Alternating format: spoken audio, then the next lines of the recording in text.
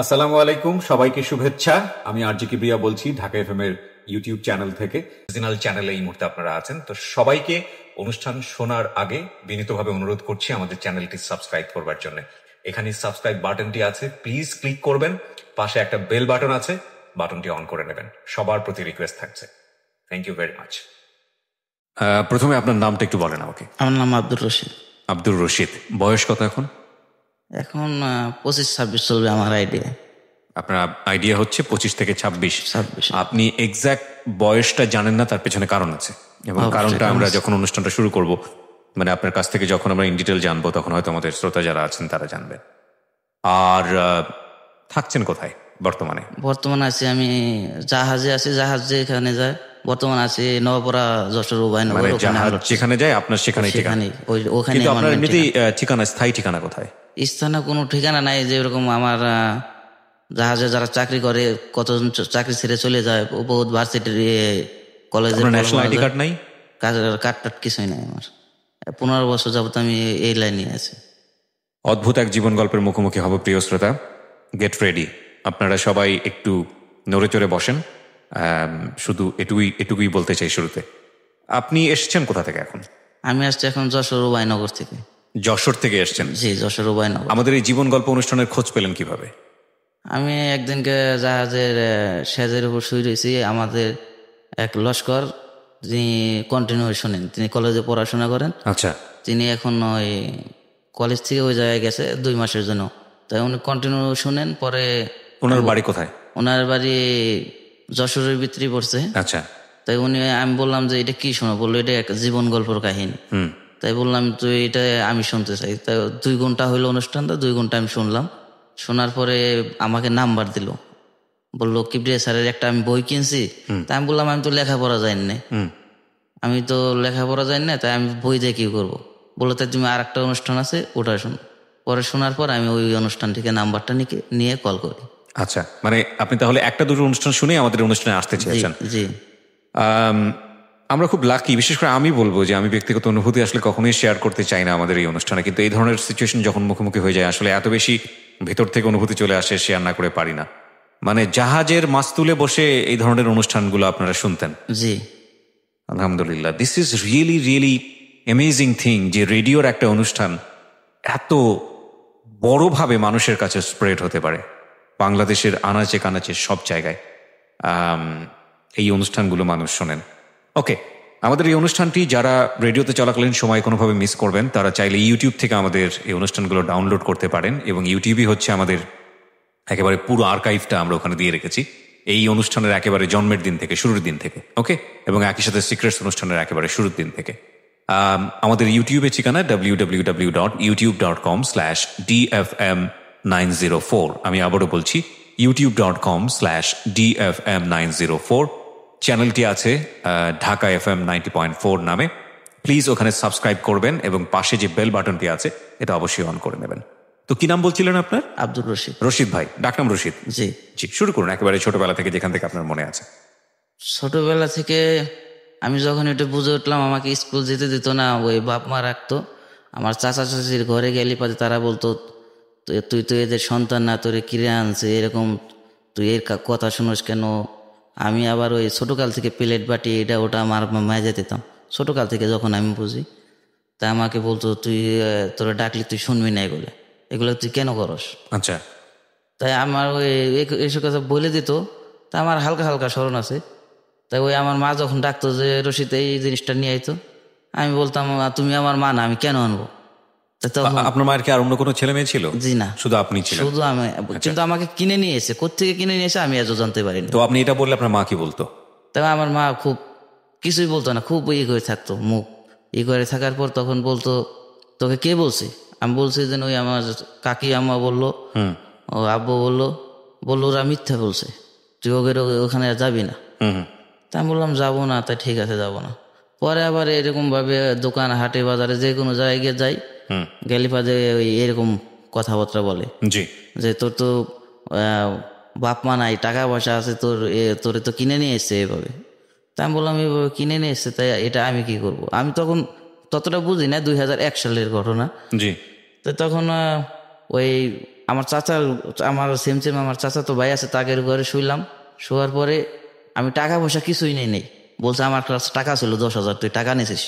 আমাকে পিটাইলো বাদে ওই বাল্ব আসলো ঘরে, বাল্ব লাগায় লম্বা বাল্ব, বাল্বতে বাড়ি দেওয়ার পরে আমি ঠেকাই, আমার এই হাতের এখানে কেটে যায়, মাথায় কেটে যায়। যাওয়ার পরে হসপিটাল নিয়ে গেল। ডাক্তারের নাম হলো লুৎফা ডাক্তার। তার এক ছেলের নাম হলো সেলিম, আর এক ছেলের নাম আমার স্মরণ নাই, সেলিম শামীম, ছোটকাল থেকে আমি চিনি। সেখানে নিয়ে পর সিলি করে দেওয়ার পর আমাকে ওষুধ দেয়। আমি ওষুধ খাইতে পারি না, তো আমি ওষুধ খাই নাই, এখন আমি ওষুধ খাই নাই আল্লাহর রহমতে। তাই ওই ওষুধ খাইতে পারি না। পরে সিলি ওইভাবে আসার পরে ওখানে পরে বাপ মা বলে যে তুই ওইখানে কেন শুতে গেছিস। আমি বললাম যে একসাথে চলাফেরা করি, একসাথে ঘোরাফেরা করি, আমার চাচা তো ভাই এর কাছে শুভ কার্টুন। তখন বললো তোরে তো চোর বিলে মারলো, পিটাইলো, তুই তো কিছুই বলতে পারিনি। তা আমি বললাম আমি তো টাকা পয়সা নিই নি, আমি কেন মারলো। তার বললাম আব্বু তোমাকে টাকা পয়সা কম আছে, তোমাকে তো কত টাকা পয়সা। তখন বললো তুই এগুলো বুঝবি না। তখন আমার আব্বু আমাকে ওখান থেকে বাড়িঘর ছেড়ে নিয়ে যায় ফরিদপুর টাউনে নেওয়ার পর ওখানে থাকি। ওখানে কিছুদিন থাকার পরে সবাই ওখান থেকে ঢাকা আসে লোক, প্রায় 100 লোকের মতো আমাদের আশপাশে বাসার ঢাকা নিউ সুপার মার্কেটে কাজ করে, বিভিন্ন কাজ, দর্জি কাজ, আপনার ওই ব্লক পেন্ট, এমব্রয়ডারি। তাই 2003 সালে আমি ওখান থেকে চলে আসি। যে আমি তো লেখাপড়া শিখি নাই, কোনো কিছু শিখি নাই, তাহলে আমি কাজ শিখি। তাই নিউ সুপার মার্কেট 3য় তলা আসার পরে আমি ওখানে দর্জি কাজ করি। দর্জি কাজ, আপনার এমব্রয়ডারি, কাপড় সামান 3টাই শিখি। শিখার পরে ভালো ভালো ম্যাডামদের সাথে পরিচয় হয়ে গেল। কোথায় শিখলেন এটা, কোন জায়গাতে? ঢাকা নিউ সুপার মার্কেট 3য় তলা। আচ্ছা, তখন আপনার আনুমানিক বয়স কত হতে পারে বা কত সালের দিকে এসেছিলেন? এটা 2003 সালে আমি আসছি। 2003 সালে আব্বা আম্মাকে ওখানে রেখে চলে আসলেন? ফরিদপুর রেখে, টাউনে রেখে চলে আসলাম। বাবা কি করতো মূলত? বাসা বাড়ায় থাকে তারা ফরিদপুর টাউনে। বাবা কি করতো? তিনি ছিলেন ব্যাংকের ম্যানেজার। আর মা গৃহিণী, বাস ওই পাক শাক করতো, আর আমার নিয়ে ওই বাসার ভিতরে খেলাধুলা। আমি একটু জানতে চাচ্ছি যে বাবা ব্যাংকের ম্যানেজার ছিলেন মানে তো তার মানে আপনার ভরণ পোষণ, লেখাপড়া করার কোনো সমস্যা ছিল না। তারপরেও আপনি কেন এই সবকিছু ছেড়ে চলে যে ঢাকাতে?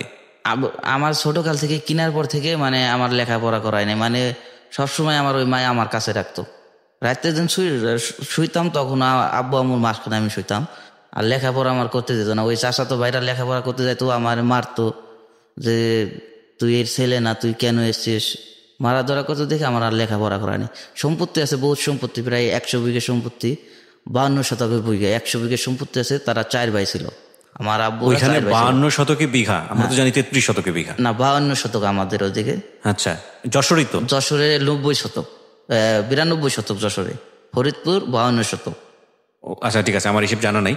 তো 52 শতকে বিঘার 100 বিঘার উপরে আছে আমার জানা মতে।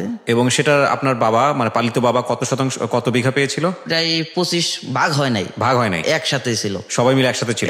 কয় ভাই ছিল ওনারা? 4 ভাই। তো আপনি একসময় রাগ করে যে চলে আসলেন বা এই যে ঢাকা শহরে আসলেন, এটা আপনারা মানে ফলো করলো না, আপনাকে যেতে দিল? আমি তো রাগ করে চলে আসছি বাসা থেকে। ওই পাড়ার ছেলেরা থাকে, জানে না আপনি কোথায় আছেন, জানে না, মানে খুব ওই লোকজন, ওই জায়গার লোক, আমার যে চাচাতো ভাই হেরা ওই জায়গায় যায় আমার খুব খেপায় যে তোর বাপ মা নাই, আসস কেন, মারধর করে, কয়েকবার মারধর করছে। এটার প্রতিবাদ করতো না আপনার মা কিংবা আপনার বাবা? যারা তারা বললে কি বলবে, তারা বললে খারাপ লাগতো। তারা কিছুই বলতো না, কাঁদতো খালি। আর এ ছিল হলো ছোট, আর যে আমার যে আব্বু ছিল, এই ছোট ছিল, সব ভাইয়ের মধ্যে ছোট ছিল।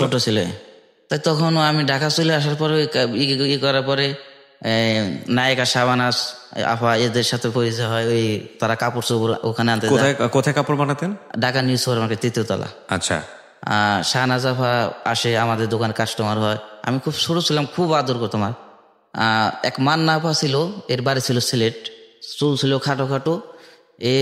4000 লোক বাহিরে যায় পরীক্ষা দিয়েছিল, আমেরিকা না কোন জায়গায়, আমার স্মরণ নাই। তাই 4 জন পাশ করছিল, সে তখন পাশ করে। আচ্ছা, পাশ করার পরে খুব ভালো জানে আমার মান্না আপা, তার বাবা ছিল জজ। এই টেলর মাস্টার এখানে কাজ পেলেন কিভাবে? কাজ পেলাম আমি আর ওই এলাকার ছেলের সাথে, আমাদের এলাকার লোক থাকে ওখান থেকে, তাদের সাথেই মারছি। আচ্ছা। যে বলছে আমার মা বাপরে বলবি না, আমি চলে যাব। আচ্ছা। তাই বলছে ঠিক আছে বলবো না। পরে এখানে এসে কাজ শিখি, টেলার্সের লেডিস ফাংশনের কাজ শিখি, লেডিস। পরে সাথে এমব্রয়ডারি, আপনার ওই কাপড় ছাপান ব্লু পেন। ওখানে তো অনেক আরামে ছিলেন, এখানে এসে কাজ করতেন, কষ্ট লাগতো না? ছোট মানুষ।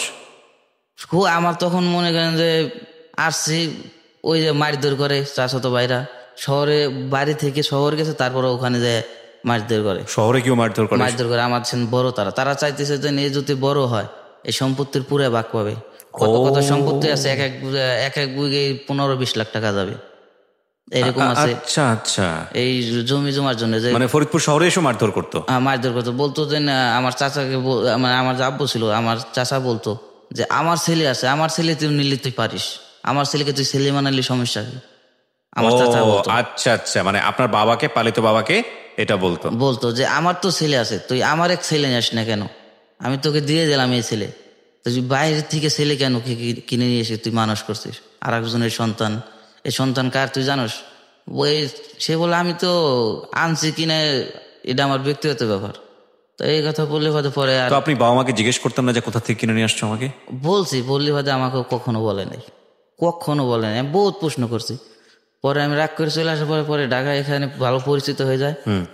তা ওই মান্নাফা ম্যাডাম বাহির থেকে আমার জন্য পোশাক নিয়ে আসে।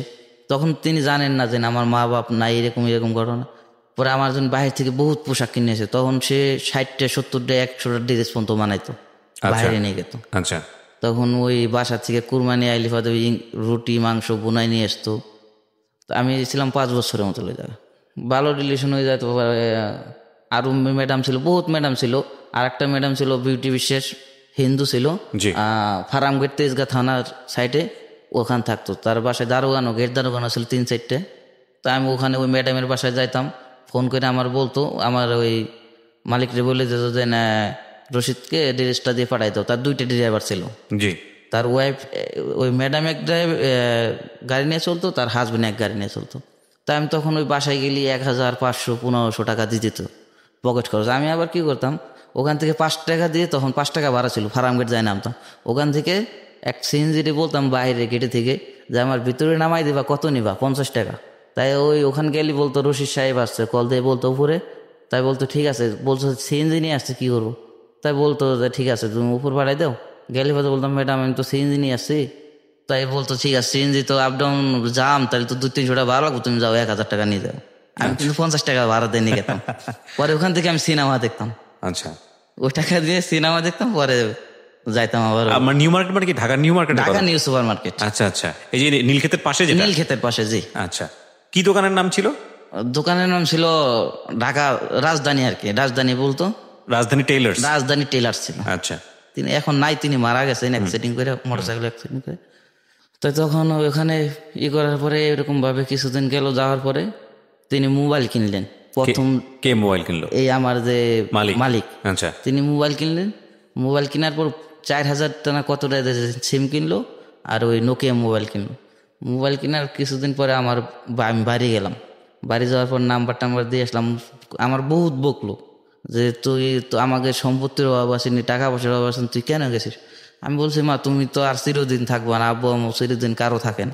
তা আমি যখন বিয়ে শাদী করবো, করবো, আমার একটা সংসার হবে, মানে আমার ওই মাস্টার তিনি আমার বুঝাইতো এরকম এরকম ভাবে বলবি তোর আব্বু আম্মুর না আসতে দেয়। টেইলার মাস্টার বলতো। টেইলার মাস্টার কি সব ঘটনা জানতো যে আপনি পালিত? হ্যাঁ জানতো। তিনি বাইরে ওই এলাকা ছিলেন।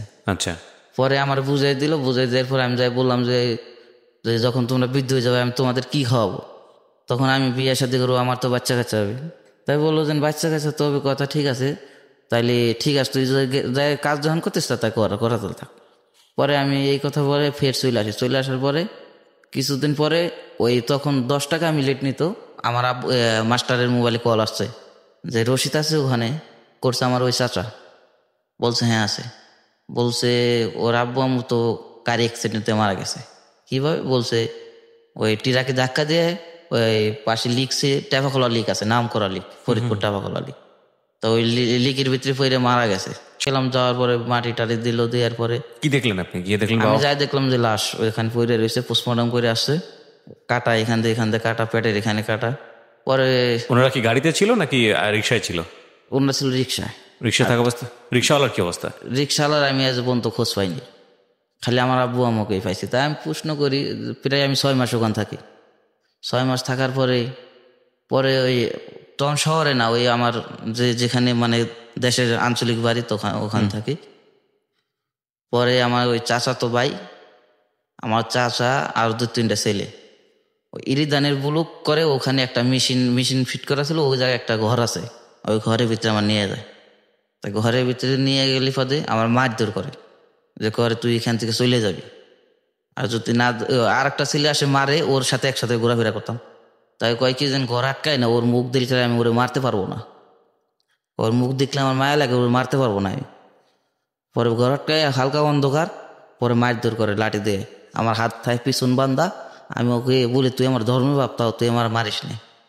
প্রচুর বাইরেনের পরে আমি বলি যে আমাকে আমি তখন শুধু পানি চাই। তাই একজন বড় করেছিল, ও বলছে পানি দিস না, পানি দিল কিন্তু এখন তিনি মারা যাবে, বলছে ও এখন মারা যাবে যদি পানি দিস। তাই তখন পানি দেয় না, পানি দিয়ে এটা না দিল বাদে আমার সারা রাত তখন বাইন্দে রাখে, গরম, প্রচুর গরম, ইরিদানের বুলুক চারপাশ দিয়ে পাটের ক্ষেত।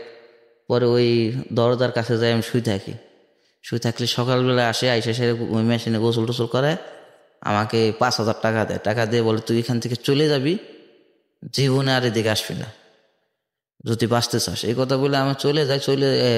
আমি দৌড়ে পাট খেতে পেতে, তখন ওই চাচা আসে, চাচার হাতে পাখি মারা না কি মারা বন্দুক যিনি থাকে, তখন ওই আমার দৌড়েন দেখে তিনি গুলি করেন, গুলি করলে আমার এই জায়গাতে গুলি লাগে, এই পায়ে হ্যাঁ, এখান থেকে গুলি লাগে। ওই গুলিগুলো ওই লুৎফার ডাক্তার বাই করে, ওই পরিচিত ডাক্তার আমার আব্বু আমর। আপনার খোঁজ পাই কিভাবে? গুলিটা লাগলে আপনি কি করেন? ওই গুলিটা পাটক্ষেতের ভিতরে ঢুকছিলেন? পাটক্ষেতের ভিতরে আমি ঢুকছি, ওখান থেকে দৌড়ে চলে যাই। আচ্ছা, চলে যায় ওই যে ডাক্তার, গ্রামের ডাক্তার ছিল লুৎফার ডাক্তার, তার বাসায় যাই আমি। আচ্ছা, তার ছেলে হলো শামীম, বললাম পরিচিত। ওই শামীমের বাড়ি যায়, শামীমের বাড়ি যায়, ওঠার পরে ওই আমাকে তিনি করে ওই গুলি বাই করে দেওয়ার পরে বলছে কেমনে হয়েছে? তাই আমি বললাম যে এরকম ভাবে তো আমার তো চাচা গুলি করছে। বললো তাই তুই এক কাম কর, তুই শহরে যখন থাকস শহরে চলে যাস, তুই এদিকে আসিস না, সমস্যা হবে। তিনি আমাকে বুঝাই বললেন। বুঝাই বলার পরে আমি চলে আসলাম শহরে আসার পরে শুনি যে এরা এই জায়গায় আসবে, এরা জানে, খোঁজ পায়, সব কিছু জানে যে আমি নিউ মার্কেট থাকি। এখান থেকে আমি পালাই, আবার নিউ মার্কেট থেকে পালাই যাই, যে এখানে তো আমার হামলা হবে। ওই জায়গায় জানানো হয়েছে।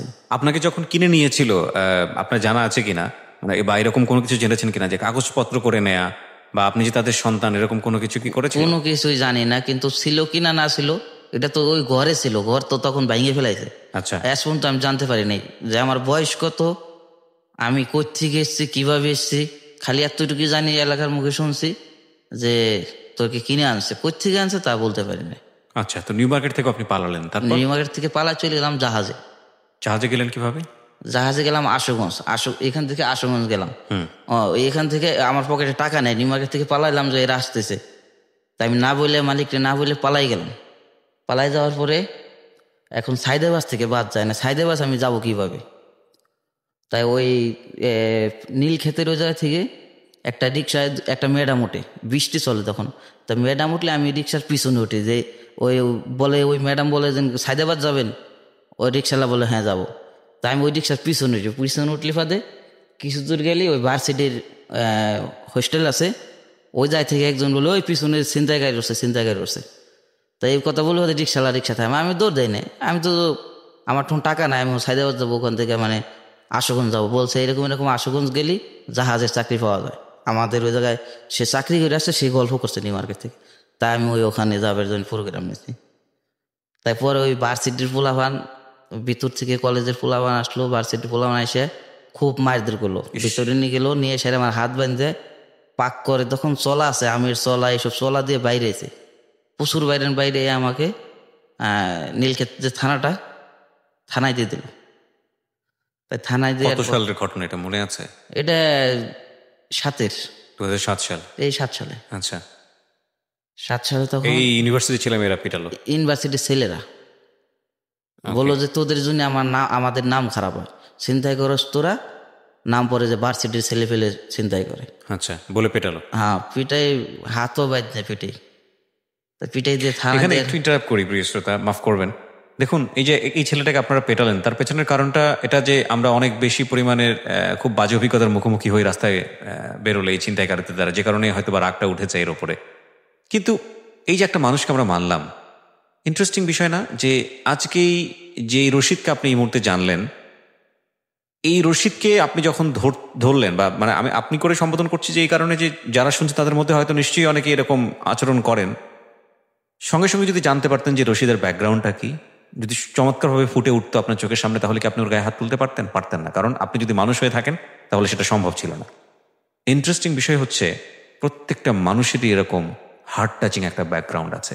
সুতরাং কোনো মানুষের সাথে খারাপ আচরণ করার আগে আমাদের একটু ভেবে নেওয়া উচিত যে মানুষটাকে আমি মারতে যাচ্ছি বা যে মানুষের সঙ্গে আমি খারাপ আচরণ করতে যাচ্ছি, এই মানুষটার জীবনে হয়তো এমন কোনো গল্প লুকিয়ে আছে, বা এই মানুষটা হয়তো জীবনে এমনভাবে বড় হয়েছে যেটা জানলে আমার তার প্রতি মায়া হবে, দয়া হবে। আর তখনই দেখবেন যে নিজের মধ্যে একটা অদ্ভুত রকমের চেঞ্জ চলে আসবে, এবং আপনি ওই ছেলেটার সঙ্গে বা ওই মেয়েটার সঙ্গে আপনি খারাপ আচরণ করতে পারবেন না। এরপরেও যদি না আসে, এবং আপনি যদি ধর্ম অনুসারে চলেন, আপনি যদি সৃষ্টিকর্তাকে বিশ্বাস করেন, আপনি যদি আল্লাহকে বিশ্বাস করেন, তাহলে এইভাবে নিজেকে কাউন্সেলিং করতে পারেন, যেটা আমি মাঝে মাঝে করি এবং আমার খুব ভালো কাজ দেয়। সেটা হলো, আপনি যার প্রতি খারাপ আচরণ করতে যাচ্ছেন সেই মানুষটি বা সেই ব্যক্তিটিও কিন্তু আল্লাহর সৃষ্টি। আপনি জাস্ট এই ব্যাপারটা যদি আপনি নিজের মধ্যে কাজ করানো শুরু করেন, আপনাকে যেমন আল্লাহ তৈরি করেছেন একইভাবে ওই মানুষটিকেও আল্লাহ তৈরি করেছেন, সে যতটাই খারাপ হোক না কেন আপনার কাছে, আপনি দেখবেন যে মুহূর্তের মধ্যেই আপনার সাইকোলজিটা চেঞ্জ হয়ে গেছে, এবং আপনি তার সাথে রাগ করে যে খারাপ ব্যবহারটা করা সেটা আপনি করতে পারছেন না। মানে প্রথম পর্যায়ে আমরা যদি নিজেকে নিয়ন্ত্রণ করে ফেলি, তারপরে অটোমেটিক্যালি ব্রেন কাজ করতে থাকে, তখন যৌক্তিক আচরণটা চলে আসে। জি বলুন, আপনার প্রতি আপনাকে মারছিল তখন? হ্যাঁ, তখন মায়ের আমাকে ওই নীলক্ষেত থানায় নিয়ে যায়, নিয়ে গেলে তারা কেস নিতে চায় না, বলছে সেটা তো খুব হাল খারাপ, পরে আমাদের সমস্যা হবে। ও মানে খুব বাজে অবস্থা করে, বাজে অবস্থা, খুব মারধর করে। পরে বললো তো হাল খারাপ, আমাদের সমস্যা হবে। থানার পুলিশ বললো, বলার পরে বললো না আপনি রাইখে দেন। রাইখে দেওয়ার পরে আমার ভিতর ঢুকেলো, ঢুকে নেওয়ার পরে উকিল এলো। এর ভিতরে আমি পরিচয় দিলাম যে আমি ঢাকা নিউ সুপার মার্কেট কাজ করি, অমুক জায়গায় আপনি খোঁজ নিয়ে দেখেন। এর ভিতরে দুইটা বাচ্চা ছেলে গেছে ওই জায়গা, যাই বলছে এরকম এরকম রশিদ নামে যে ছেলেটাও তো ছিনতাই করছে, ছিনতাই করে ধরা খাইছে, আমরা থানায় দিয়ে আসছি। আমার মালিক বলছে। তো আমার মালিক ওই জায়গায় গেছে, মালিক যায়, সে বললো কি ঘটনা কি? আমি বললাম এরকম এরকম, আমি তো সাইদাবাদ যাইতে চাইছিলাম, এই জন্য রিক্সার পিছনে বসে এরা পিটাই করছে। তাই এই কথা বলার পরে আমার খানা দানা দিয়ে গেল, তার যথেষ্ট করলো। দেওয়ার পরে আমার তারপরের দিন কোর্টে চালান করে দিল। কোর্টে চালান করে দিলে এক উকিল আমাকে ছাড়াই মনে হয় 1400 না 1500 টাকা নেয়, উকিল ছাড়াই আমার রিক্সায় করে নিয়ে আসে এই জায়গা নিউ মার্কেট নিচতলা নিয়ে এসে উপর নিয়ে গেলি। ওই টাকাটা কে দেয়? টাকাটা ওই আমার মালিক বহন করে। বহন করলে বলো যে তোর কি সমস্যা? বললাম যে আব্বু আম্মু মারা গেছে, তা তো জানেন? কথা জানি। আমি বললাম আমার চাচা তো বাইরে তো আমার মাইরে ফেলাবে আমি যদি এই জায়গায় থাকি, তারা ঠিকানা পাই গেছে, সব জানে তারা। তাই বললো তাই ঠিক আছে, তুই কি করতে চাই? আমি বললাম আমি তো জাহাজে যাইতে চাই। তো জাহাজে যেতে তুই, ও বললো যে তুই আমাকে কেন বললি না? তুই এইভাবে কিভাবে যাবি? তুই টাকা পয়সা নিয়ে যাবি না? তখন আমি প্রোডাকশনে কাজ করে যাই। আচ্ছা, মাসে 7,000 8,000 10,000 তখন এরকম কামে। রমজানের সিজন একটু বেশি পড়ে। তবে টাকা দিলে পরে আমাকে 5,000 টাকা দেয়, বলছে তুই 5,000 টাকা পাবি, তো টাকা নিয়ে যা। তিনি খুব ধর্মীয় ছিলেন, নামাজ পড়তেন পাঞ্জিগানা, এক মায়ের এক ছেলে। তাই ওই শহীদ ভাই আল্লাহ তার বেহেশতে নসিব করুক, তিনি মোটরসাইকেল কিনে অ্যাক্সিডেন্ট করে মারা গেছেন। টেলাস মেলাস সব বন্ধ হয়ে গেছে, বোধহয় বন্ধ হয়েছে না হয়েছে এখন আমি জানি না, কিন্তু অ্যাক্সিডেন্ট করে তিনি মারা গেছেন এটা আমি জানি। তখন আমি চলে গেলাম ওই জায়গায়, ওই জায়গায় যাই সেরে আশুগঞ্জ যাই সেরে নামার পরে বৈরে পার নামার পরে আমি জাহাজে যে গেলাম যে ভাই চাকরিতে নিয়ে যাবে, বললো হ্যাঁ লস্কর পদের লোক লাগবে। তাই বললো তোমার কেতাবালিশ? আমি তো বললাম আমার তো কেতাবালিশ নেই। তাই অন্য এক লস্কর নাইমে যাবে, তুই বলতেছিস ঠিক আছে আমার কেতাবালিশ দিয়ে যাইতেছি, তাই তুমি যেখান থাকো। পরে ওর কেতাবালিশ রেখে দেওয়ার পর আমি ওই জায়গায় চাকরিতে গেলাম। আপনি ছালুডিঘাট পাথর আনতে গেলাম, প্রথম টিপ পাথর আইনে এরকমভাবে চলতেছে। তার ভিতরে জাহাজের লোকজন বলে যে 1 বছর হয়ে গেছে, তুই ছুটিতে যাস না কেন? তুই ছুটি নিস না, ছুটিতে যাস না, তুই কি খুন টুন করে আইসা নাকি? আমি বললাম এই বয়সে আমি খুন করবো কিভাবে? বললো তাই তুই যাস না, কারণটা কি? জাহাজের কাজটা কি ছিল? কাজটা লস্কর পর্যায়ে, মনে করেন যে ওই ডিউটি মিউটি করতে হতো রাত্রে, চুরি টুরি করে কিছু না নিয়ে যায় এই জন্য। ও আচ্ছা আচ্ছা। পরে এরকম লাইন চলার পরে পরে 1 বছর কেটে গেল। কেটে যাওয়ার পরে পরে ঈদ বোনাস পাইলাম, টাকা পেলাম প্রায় সব মিলে 60,000 মতো। সারা বছরে? সারা বছরে 60,000 টাকা। এর ভিতরে তো খরচ করছি, প্রচুর টাকা খরচ করছি। প্রত্যেক দিন কিনে নামলে সিঙ্গারা পুরি এগুলো তো আছে। তাই আমি খুব একদিন কান্দা করছি রাত্রি, যে আমার জীবনটা কি, আমি কি করব। খুব কান্দা করছি যে মোরে মাস্টার নোয়া খাইলে হে নাইমে আছে, জাহাজের মাস্টার তোর কিতা হয়েছে? আমি কই কিতা হয়েছে? আমি কই তো হয় নাই কিছুই, আমার এমনি খুব কান্দা পাচ্ছে। পরে ও আমাকে বলে, তুই বল তোর সমস্যাটা কি? আমি বললাম না, আমার তো আব্বা আম্মু নাই, আব্বা আম্মু মারা গেছে, ওর শুধু মাস্টার ঠুন বললাম। তো মাস্টার ঠুন বলার পরে মাস্টার খুব আমার করলো। পরে তারপর থেকে আমার কোনো কিছু বলতো না। কিনের গেলি বাদে চা খাওয়াইতো, সিঙ্গারা পুরি, মানে মাস্টাররা এগুলোর উপরই বেশি। কিনারে নামলে বাদে খানা দানা এদের চলবেই। তা কিনের গেলে বাদে আমার নিয়ে বহুত কিছু নিয়ে আসতো তিনি। ওই 2টা আঙ্গুর ফল নিয়ে আসতো, আপেল টাপেল কিনে নিয়ে আসতো। পরে আমি 3 বছর সাইম খানে চাকরি করি। কিছুদিন চাকরি করার পর 2007 সাল ওখানে পার হয়ে যায়। পরে 7 সাল পার হয়ে যাওয়ার পরে আমি 8 সালে একটা জাহাজে উঠি, তিতাস টু। হিন্দু মালিক, তিনি খুব ধর্মীয় ছিলেন। হিন্দু মালিক। রমজান আইলে পাতে পুরো ইফতারির খরচ, আপনার এই কোরবানি আইলি বকরি টকরি সব কিনে দিত। বলা যেত না তো আমরা কোরবানি করবো, বলতো যে আমরা তো খাসি খাবো। তো তখন তিনি টাকা দিত, 5,000 7,000 এরকম টাকা দিত। তিনি হিন্দু মালিক, তিনি বুঝেন সব কিছু।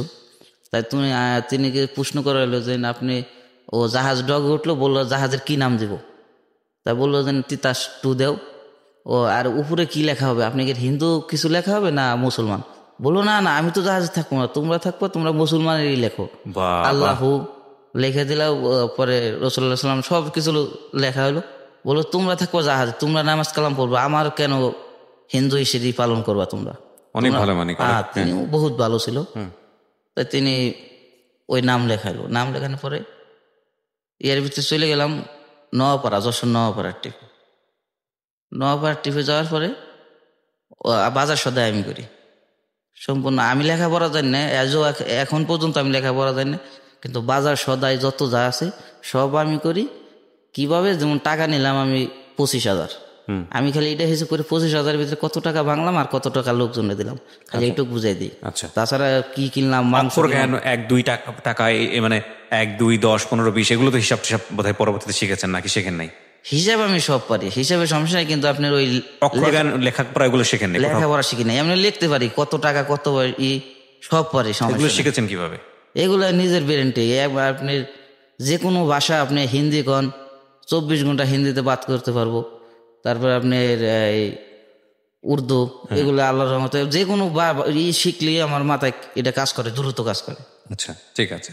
বাজার বলতে কি জাহাজের লোকজনের? জাহাজের লোকজনের পুরো বাজার, পুরো দায়িত্ব জাহাজের লোক। তখন আমি এগুলো করার পরে বাজার টাজার করি। পরে এক দোকান থেকে, মুদির দোকান থেকে সবসময় মাল নিই। তার একটা মেয়ে আছে, 17-18 বছর বয়স হবে, ওই দোকানে আসতো মাঝে মাঝে। তার 17-18 বছর বয়স, আমার সিনিয়র। তখন ওই মেয়েটাকে কিডন্যাপ হয়। তাই আমি দোকানে যাই আসি। তাই আমার আবার ছোটকাল থেকে আউট নলেজ আছে। পরে যখন যাই আসি তখন ওই খুব কান্দা করছে, আর ওই 10 লাখ টাকা চাইতেছে যারা কিডন্যাপ করছে। তার যে ডাবল স্পিকার দিয়ে আরো লোকজন আছে, বলছে থানায় গেলে তোর মেয়ের লাশ পাবি, দর্শন করবো, এরকম বহুত কিছু বলতেছে, যে 10 লাখ টাকা নিয়ে তুই অমুক জায়গায় আসবি, এসে টাকা দিবি। ও একটা ঠিকানা বললো। তাই একটা ট্রেনের শব্দ শুনতেছি আমি, ওই যে কথা বলতেছে ওই মোবাইলে। তাই আমি 20 মিনিট পরে ওই ট্রেনটা দোকান থেকে বেশি দূর না, ওই জায়গা থেকে ট্রেনটা যাইতেছে। তখন আমি বললাম যে ভাই কাছাকাছি আছে। হ্যাঁ। তখন বললাম যে দোকানদারে বললাম যে ভাইয়া মোবাইল কথা বলছেন কতটুকু টাইম হয়? বলছে 15 মিনিট। 15 মিনিট কথা বলছেন, কয় মিনিট? বলছে 5 মিনিট।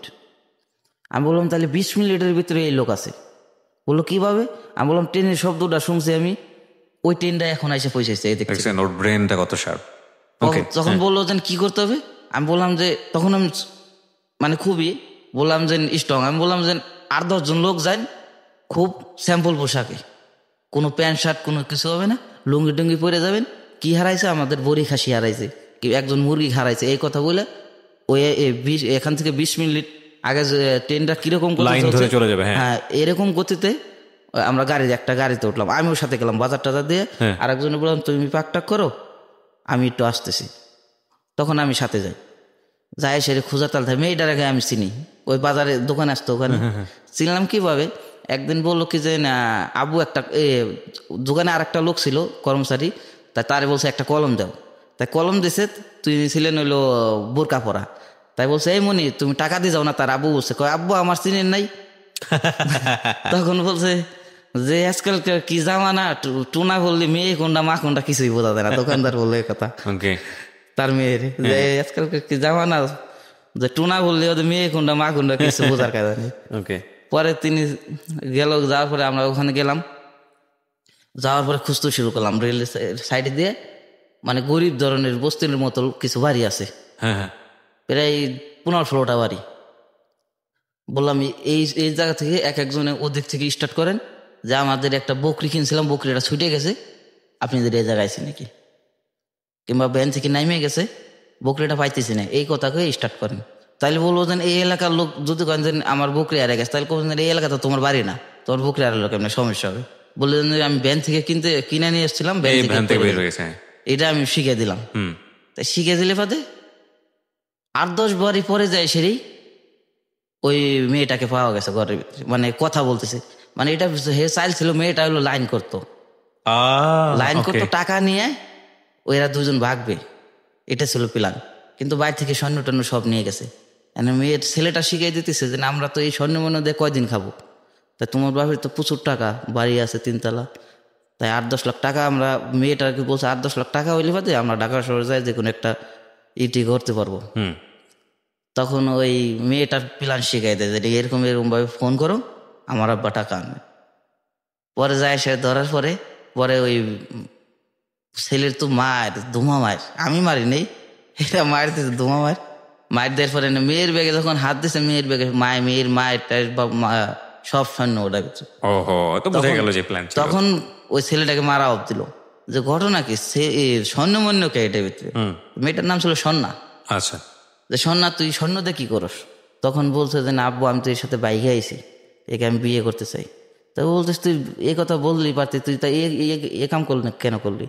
বললো তুমি ও গরিব দেখে তুমি যদি বিয়ে না দাও, এই জন্য আমি এর সাথে বাইকে আসছি, টাকা পয়সা নিয়ে আমরা ঢাকা যাওয়া ফিলাম করছি। পরে ওই এই কথা বলার পরে ছেলের ওইখান রাইখে মেয়েটাকে নিয়ে আমরা ভ্যানে চলে আসলাম, আমি জাহাজে গেলাম।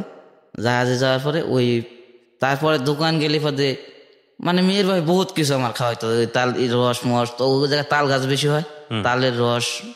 মনে করেন যে আমাদের আনলোড করতে করতে 15 দিন 20 দিন লাগে যায়, এক জায়গায় থাকতে হয়। আচ্ছা, তখন এরকম খাওয়ানো স্টার্ট করলো। তখন আমি বলি না, এজও জানেন না তিনি যে আমি কে, কোথেকে গেছি, আমার পরিচয় কি। বাড়ি কোনে ফরিদপুর, ওই রাজবাড়ি ফরিদপুর, বাস এতটুকু, তাছাড়া আর কিছু আমার পর্যন্ত জানে না। তাই ওখান থেকে এই আজও আসতে কালকে 4000 টাকা তিনি পায়। 15 দিন ধরে জাহাজ প্লেস করছি, তাই বাজারের টাকা পয়সা নাই। 4000 টাকার আমি মাল বাকি আনছি। বাকি আনার পরে কাল রাত্রে আমি এই প্রোগ্রাম থেকে কল আসছে, কল আসার পরে আমি মাস্টার সাহেব ছুটিতে, তখন আমি সুখানে বললাম আমি তো ঢাকা যাইতে হবে একটু ইমার্জেন্সি। বললাম এখন তো টাকা পয়সা নাই, তুমি যাও, কিন্তু কালকে দিনের ভিতরে আসতে হবে, কালকে আসতে হবে, রাত্রে এসে পৌঁছাতে হবে। আমি দেখি আমি লোকজনরে বলে গেছি, তারা পাক শাক করবে। তাই আমি ওই সেহেরের খানা পাকাই, আমি রাত 10টার ভিতরে সেহেরি খানা পাকাই, 10:30 বাজে আসছি। জি, সেহেরি খানা অলরেডি আমি মুরগি টুরগি সব পাকাই রেখেছি। বাজার করেন আপনি, নিজেও রান্না করেন? জি, বাজার টাজার রান্না সব কিছু। আচ্ছা, পরে ওই যাই সেরে বললাম যে আমার তো 700 টাকা দরকার। বেশি চাইলাম না, কারণ বাকি বেশি টাকা চাইলে এমনি আরো বেশি দিবে। 700 টাকা দরকার। বললো 700 টাকা কি আমি দরকার। পরে প্যান্ট শার্ট পরা দেখছে, 700 টাকা তিনি দিয়ে দিয়েছেন। দিয়ে দেওয়ার পরে আমি বাজেট টিকিট কেটে আমার সাহেব যে জাহাজের মালিক, 2টা জাহাজের মালিক, রাইস মিল, পেট্রোল পাম্প, বহুত কিছু আছে তার, তিনি কল দিলাম। সব কারো কাছে নাম্বার নাই জাহাজে, আমার কাছে আছে আর ওই মাস্টারদের কাছে। তাই কল দিলাম, যে বললো যে তিনি আমার বড় ভাই বলে, আমার তো বয়সে বড়। মানে এই দোকানদার? না না, ওই জাহাজের মালিক সাহেব। আচ্ছা। সাহেব বললো যে কি বড় ভাই কি হয়েছে, কল দিয়েছেন কেন? আপনি করে বলে, বয়সে সিনিয়র। ও, জাহাজের মালিক বলে এটা? জি। কি বড় সমস্যা? আমার তো 1000 খানি টাকার দরকার। তা বলছে এখন তো রাত 10:30 বেজেছে, তাহলে কালকে পাঠালে চলবে? আমি বললাম হ্যাঁ চলবে। তিনি আমার টুনে এখন 1500 টাকা পান, এটা জাহাজের কেউ জানে না। 2-4 5,000 10,000 লাগলো তিনি দেন, আমি আবার এটা তিনের ঘাটে গেলে আলাদা দিয়ে আসি, লোকজনের সামনে না, আলাদাভাবে মালিক রে সাহেবের সাথে। আচ্ছা। পরে তিনি কল দিলাম, বললো তা ঠিক আছে কাল পাঠিয়ে দেবেন। তিনি বললেন আমি ঢাকা আসবো, তাই ঢাকা রওনা দিয়ে আসলাম। আসার পরে কিছুক্ষণ আগে এটা ঢুকছি, বাদে কল আসছে বাজারে টাকা নাই। ফলে দোকানদার থেকে ফোন করে বললাম 300 টাকা দেন আর বাজার সদায় যা লাগে দেন, 300 টাকা মাছ টাছ কিনতে হবে। পরে জাহাজের লোকজন যায় আনছে। পরে এই যে আপনার পুরো গ্রামে আমি এখন আসলাম, এই বিল্ডিংয়ের ভিতরে এসে কল দিলাম। পরে ওখান থেকে চলে এলাম। চলে আসার পরে ওই নওপাড়ার কাহিনী ছাইরে গেলাম আবার জাহাজ ছাইরে আপনার গেলাম হইলো আপনার মোংলা পোর্টের ওই সাইডে আর কি, আপনি আরবাড়িয়া বলে, আরবাড়িয়া থেকে গোমলোড দিলাম। গোমলোড দিয়ে আপনার গেলাম হলো বাঘাবাড়ি। আচ্ছা। বাঘাবাড়ি লোড দিয়ে গেলাম, যাওয়ার পরে হুবাহ কোয়ালিটি, বয়স আমার না হইলো 20-30 বছর বড় হবে, হুবাহ কোয়ালিটির এক লোক দেখি, আপনার মতো, আমার মতো। তার তিনি দাঁড়িয়ে আছেন, আমি ছোট বয়সে হে বড়। তিনি তাকায় থাকে না আমার ফিলে, আমি তাকায় থাকি তিনের ফিল্ম। আমিও বুঝতে পারছিস না যে এ কে, তিনিও বুঝতে পারছিস না এ কে। পরে বহুতক্ষণ, প্রায় আধা ঘন্টা তাকায় রয়েছে একদিনে। পরে আমি বললাম যে ভাই আপনার বাড়ি? বললাম আমার বাড়ি তো এই জায়গাতে। আমি বললাম আপনি চেহারা আমার চেহারা এক চেহারা, ঘটনা কি? আমার তো দাড়ি মোছ নাই, আপনি তো দাড়ি মোছ আছে, বয়স বেশি। তখন খুব হইলো। হওয়ার পরে তখন বললো যে না, বললো তোমার নাম কি? আমি বললাম আমার নাম রশিদ। বললো আমার নামও রশিদ, তাহলে আমরা মিতাই হই। তাই মিতা হওয়ার পরে তখন তিনি বাড়ি নিয়ে গেলেন, আমার লুঙ্গি দিলেন, গেঞ্জি দিলেন, শার দিলেন, আপ্যায়ন করলেন বহুত। তিনি বউ খুব করলো যে তুমি আমার ভাইয়ের মতো, তোমার চেহারা আর আমার হাজবেন্ডের চেহারা এক চেহারা হওয়াও। পরে তিনি বহুত আপ্যায়ন করার পরে জাহাজে চলে আসলাম। জাহাজে আসার পরে তাই আমাদের ওই জায়গায় আর একটা লস্কর ছিল, খুব গরিব। এর বাড়ি হইল আপনি ইন্ডিয়ার সাইডে, জায়গাটার নাম ভুলে গেছি, কয়রা। তিনি তাই তিনের বেতন দিয়েছেন হলো 5,000 টাকা পাইছেন। তা পাওয়ার পরে তিনি দিনের ভিতরে টাকা গুনেন না হলো 20 বের। যে এত টাকা তিনি একসাথে দেখেন নাই কোনোদিন। তিনি জীবনের ফার্স্ট লাইফের কামাই ওই 5,000 টাকা। আচ্ছা। দিনের ভিতরে 5 বার না হলো 20 বের গুনেন টাকা। তা টাকা গোনার পরে ওই একটা স্কট আছে, স্কটটা হলো চোর।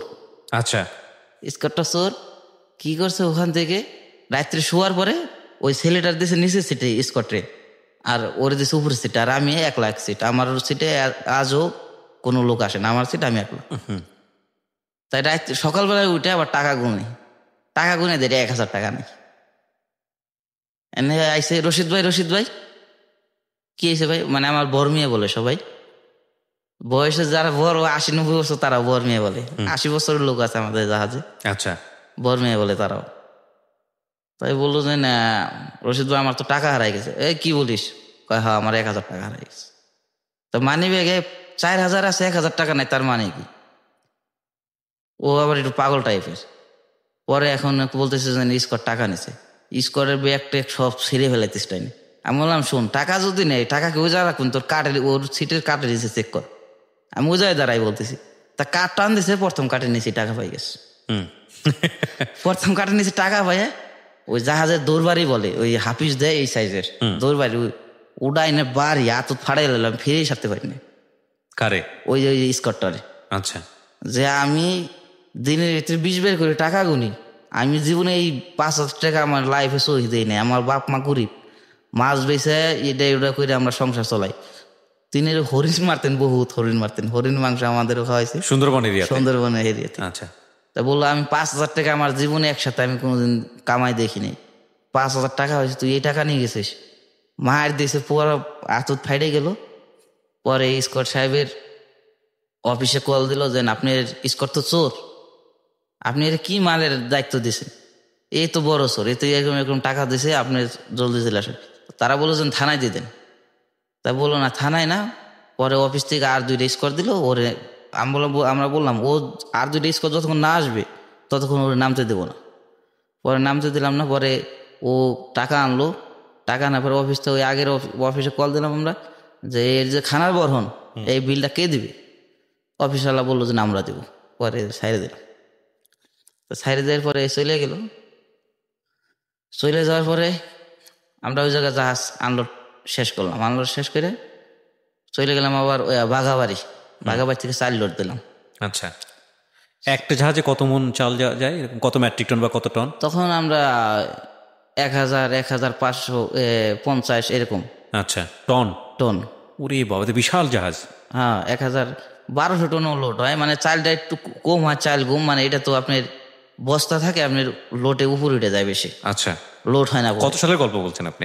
এটা 2009-এর। 9-এর গল্প। আচ্ছা, এখন কত সাল চলছে আপনি জানেন তো? 2018। ওকে, হ্যাঁ। পরে যাওয়ার পরে চাল লোড করলাম। চাল লোড করার পরে স্কট 2টা স্কট দিছে। তারা ওই হেজের উপর টাস খেলাইতো। তা টাস খেলানোর পরে আমি বললাম যে আপনারা ডিউটি দেন, ডিউটি ভালো করে দিন, এখন তো চোর টোর বেশি। বললো আমাকে শুনতে যে চুরি করে হেকিরা।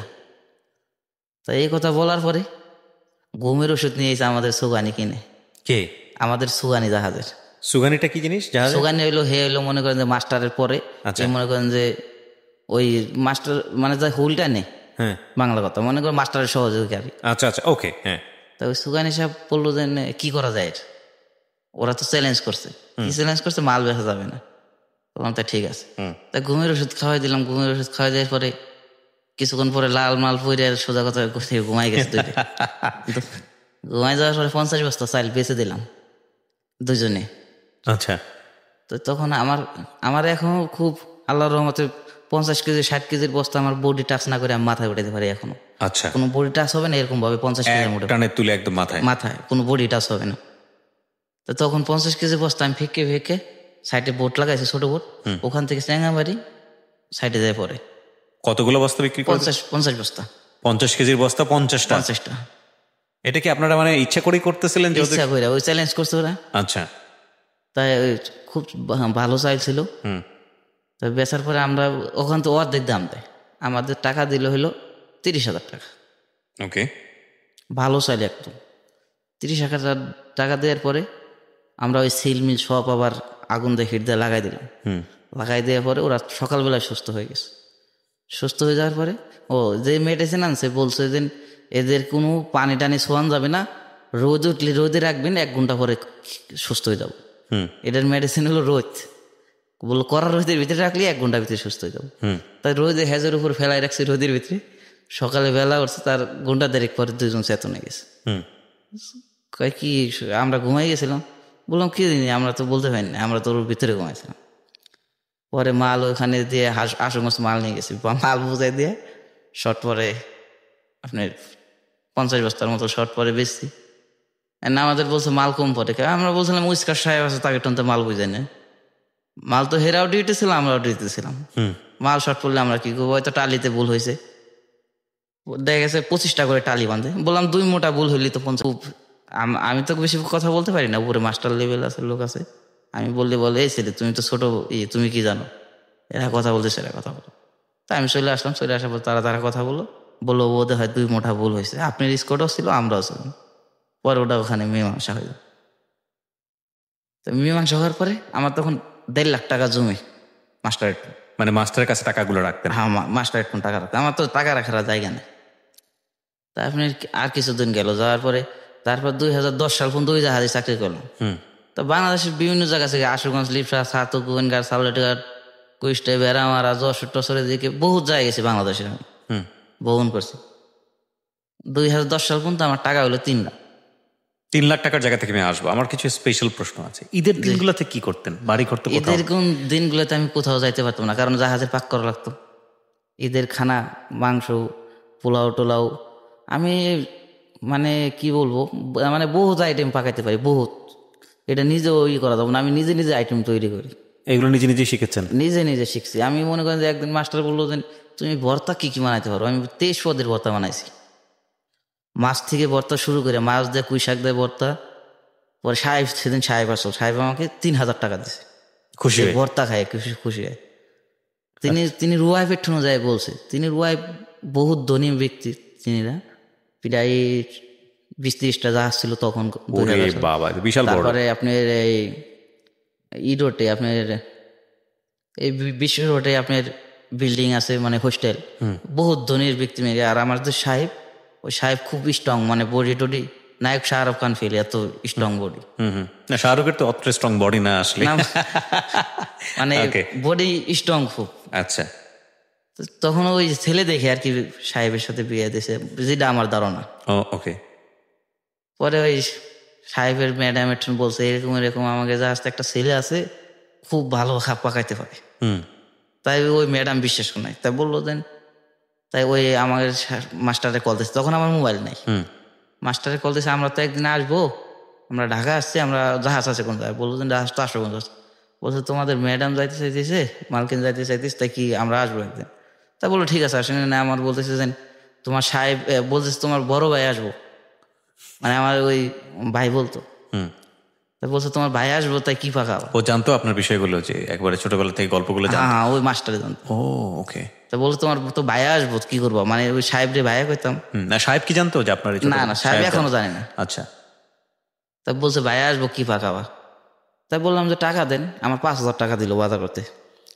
তাই আমি ওই দিন বললাম যে আপনার চিংড়ি মাছ, গলদা চিংড়ি, তারপরে গলদা চিংড়ি কিনলাম 2টে, এক একটা 300 গ্রাম করে। 2 জন আসবে তারা। 2টা গলদা চিংড়ি কিনলাম, আর লোকজন সবাই ছিল। একদিনকে বাগদা কিনলাম, বাগদা 1200 টাকা কেজি, হাফ কেজি বাগদা কিনলাম 600 টাকা দেয়। আর ওই 2টা হলো স্পেশাল সাহেব আর সাহেবের ম্যাডামের নাকি। পরে মাছ কিনলাম একটা, তো আপনার মাছটা হইলো পুডি কাপ, ওই বাহের জাপানি পুডি বলে। ওটার ভিতরে আবার ডিম হয়েছে প্রায় 1.5 কেজি মাছ, মনে হয় 1/2 কেজি ডিম হয়েছে, এত ডিম। আচ্ছা। তো ডিম দেয় ওই বোনাই এক পথ করলাম, ওই মাছ দেয় ভর্তা করলাম, এরকমই করে। এটাই আপনি ওই সাহেব যেদিন আসছিল ওই দিনকে 30 পদের বানাইছিলাম। আচ্ছা। ছোট ছোট বাটির ভিতরে সাজাই ভর্তা। পরে লাস্টে ওই পদে পদে তো রাখা যায় না, ডাউল ভর্তা, বাগুন ভর্তা, বাগুন বাজি, বাগুন আবার সেদ্ধ করে ভর্তা, মানে বিভিন্ন আইটেমের বাগুন 4 পদের হয়ে গেছে। পরে আপনি ওই বড় ডিশ বলের ভিতরে সাজাই রাখছি। ছোট বাটি এত পাবো, ছোট বাটি হলো 10-12টা। আচ্ছা। পরে সেদিনকে ম্যাডাম খাইয়ে খুব খুশি হয়েছে। ম্যাডাম বলছে যে তুমি কার্টুন চাষ করছো, তোমার আমার তো। আমি বলছি আমি তো কার্টুন তো শিখি নাই, আমার ব্রেনটা যা করে তাই আমি করি বাস। তাই বলছে এরকম ভাবে। আমি বললাম হ্যাঁ, আমি তো এরকম ভাবি।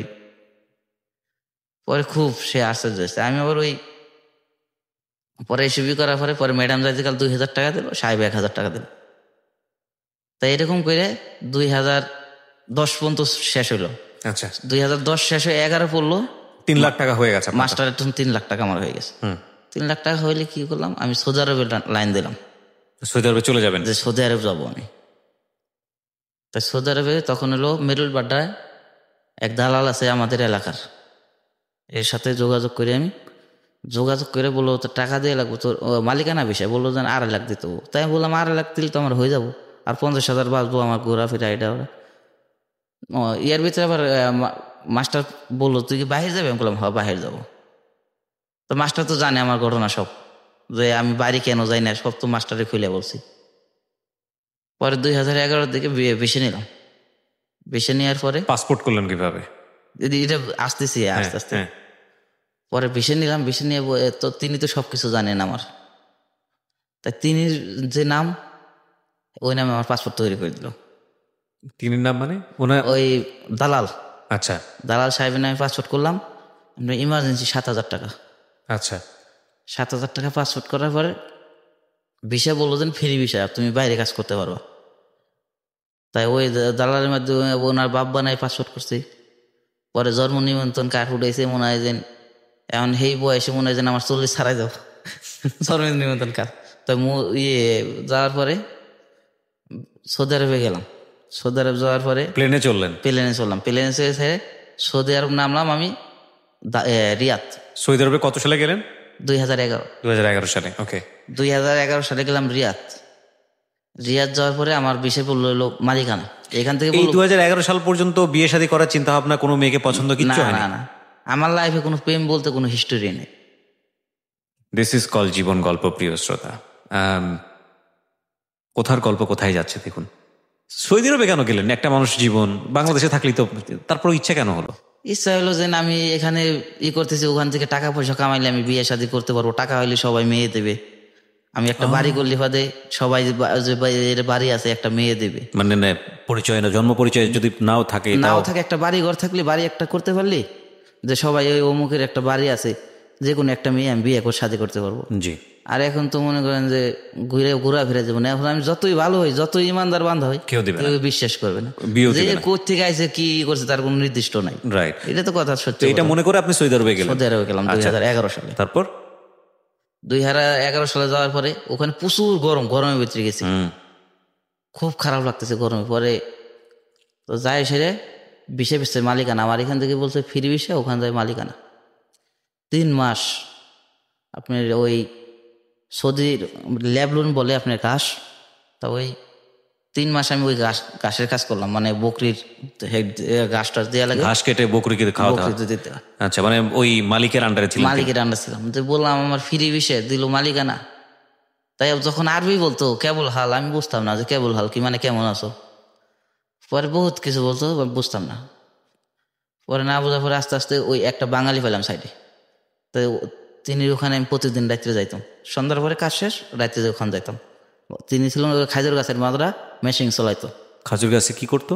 খাজুর গাছে পানি দিত, আচ্ছা, ওই মেশিন চলাইতো আর কি। আচ্ছা আচ্ছা। তো তিনি ওখানে যাওয়ার পরে ওই বরমেয়ে বলতাম আর কি, এর বাড়ি ছিল সিডিয়াঙের ওদিকে, বরমেয়ে বলতাম। তা ওখান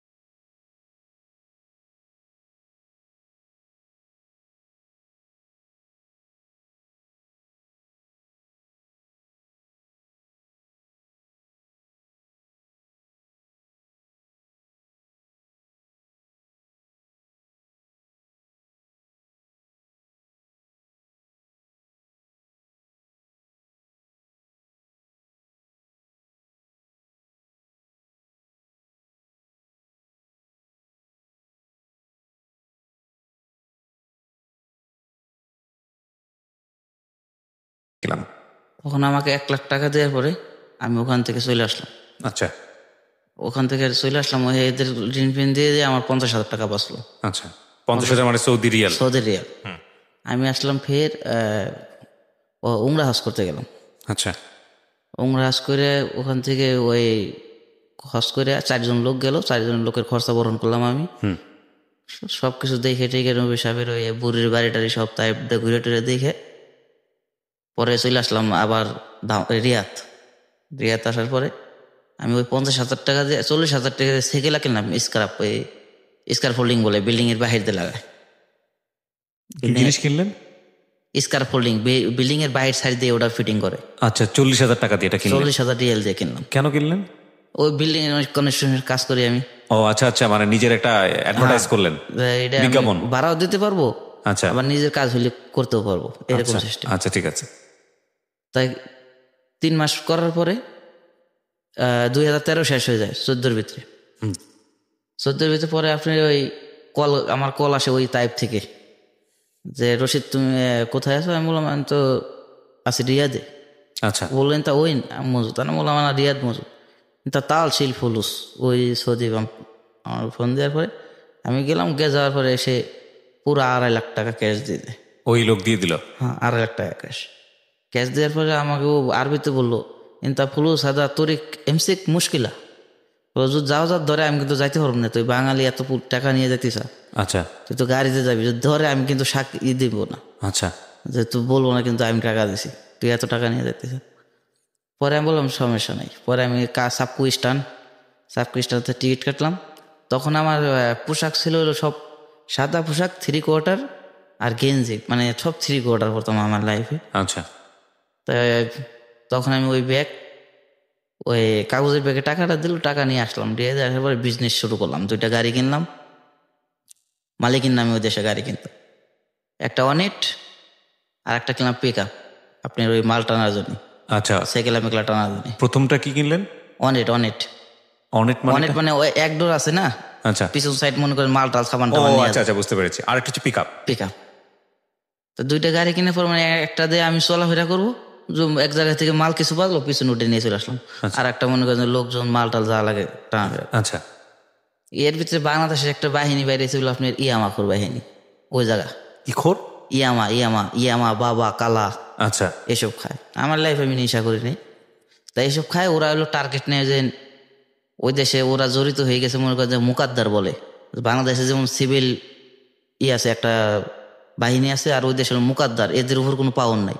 আচ্ছা, মুকাদ্দার বাহিনী যারে ধরে নিয়ে যাবে ওই দেশে সৌদির ক্ষমতা নেই ছাড়াইতে। আচ্ছা, ওগের আইন হলো ওগের নিজের কাছে, আর কোথায় গুপ্ত করে ফেলাবো কারো বলার কাছে নেই। ওকে। তাই ওরা ওই দেশের ওই বাহিনীর সাথে জড়িত হয়ে গেছে। এদের কাজ হইলো ওই বাহিনীর সাথে জড়িত হয়ে যে কোন জায়গায় টাস খেলতেছে ওই জায়গায় ওরা হানা দেবে। যেমন 2 লাখ 3 লাখ 5 লাখ 10 লাখ রিয়েল নিয়েও টাস খেলতে বসে। আচ্ছা, ওই মানে জুয়া খেলা। বাংলাদেশে মনে করেন যে বহুত বড় বড় ব্যবসায় আছে, যেমন বাতা মার্কেটে 3-4টা দোকান আছে, বহুত পয়সার মালিক, বিজনেস ফুন্ডের ব্যবসায় যে বিশাল দিকে জড়িত। এরা জুয়ে খুব, এরা ইস্তারা ভাড়া নিয়ে এসে টাস খেলে। তা ওরা আবার খবর পাইলি ওই বাহিনীর সাথে করে হ্যান্ডকাপ নিয়ে মায়ের দৌড় করে টাকা পয়সা নিয়ে এসে আর ওই জেলে নেয়। আচ্ছা, ওরা পায় 50, ওরা পায় 50, এরকম ভাবে। আচ্ছা, ওরা হলে 4-5 জন আছে এই দলে। আচ্ছা, এই বাঙালি, তার ভিতরে 3টা হলো নারায়ণগঞ্জের। আচ্ছা, তাই নারায়ণগঞ্জের ওই পাওয়ার পরে এই দলের সাথে আমার টন চাইল সাদা, যে আমার নাম হয়ে গেল যে এরকম গাড়ি আছে 2টে, আরো সেকেলা স্কার্প আরো কিনছে 200-300 ভাড়া দেই, আর লোকজন খাটে নাম হয়ে গেল। নাম হওয়ার পরে ওরা আমার এসে বললো যে এরকম মাসে টাকা দিতে হবে 10,000 রিয়াল বাংলা দিল। আমি বললাম কে বললে ওই জায়গায় ব্যবসা করলে দিতে হবে। ওরা গডফাদার আসছে যে এই জায়গায় ব্যবসা করলে দিতে হবে। তা আমার আবার ওই বড় বড় লোকের সাথে নোয়াখালীরা, এরা ব্যবসায়ী, পুরান ব্যবসায়ী, যারা বিশাল বড় বড় র্যাঙ্কে আছে এরা। তো এর সাথে বললাম যে ভাই এই পরিস্থিতি এখন কি বলবো, কি করবো আমি। তাই বললো যে তাই ওই একটা ছিল সিলেটের যে মেন গডফাদার, তার কাছে নিয়ে গেল। নিয়ে যাওয়ার পরে সে বললো এক কাম করো, কিছু টাকা পয়সা দিয়ে ও গেলে মিটমাট করে দেবেন। পরে টাকা পয়সা দিয়ে মিটমাট করে দেওয়ার কথা বলে। কত টাকা দিলেন? দিলাম 10,000 টাকা দিলাম, মানে 10,000 রিয়াল। রিয়াল। আচ্ছা। পরে নিয়ে আসলো ওদের ফোন করে, বললো এই আমার ছোট ভাই, এর সাথে আর কোনো সময় কেমন করবে না। পরে ওদের আইনা সেটা মিলমিশ করে দিল, বললো যে না আজকে তার সমস্যা হবে না। পরে কিছুদিন পর পর আমার বাসায় যাওয়া আসা করে, তো ওরা ঠিকানা সব পাই গেছে। কয়েকদিন পর সপ্তাহ ঘুরলি হতে বৃহস্পতিবার ওই জায়গায় বন্ধু, শুক্রবারে বৃহস্পতিবার রাতে চলে আসে। আসলে বাদে ওই মাংস এটা ওটা পাকায় খাওয়াইতে হয়। পরে আমি বহুত ঝামেলা পড়ে গেছি যে এখন কি করি। আর ওরা নেশা করে আমার রুমে এসে। আমার রুম ছিল বড়, ফ্ল্যাট নিয়েছিলাম ওই জায়গা।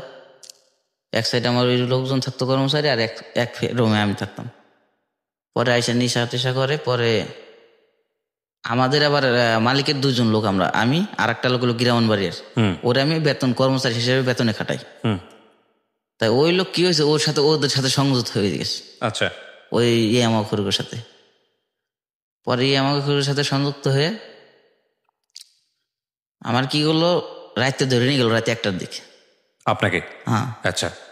রাতে 1টার দিকে ধরে নিয়ে যাওয়ার পরে, এটা 1 মাস পরের কাহিনী, ওই যে মিলমিশ করে দেয় 1 মাস পরের কাহিনী।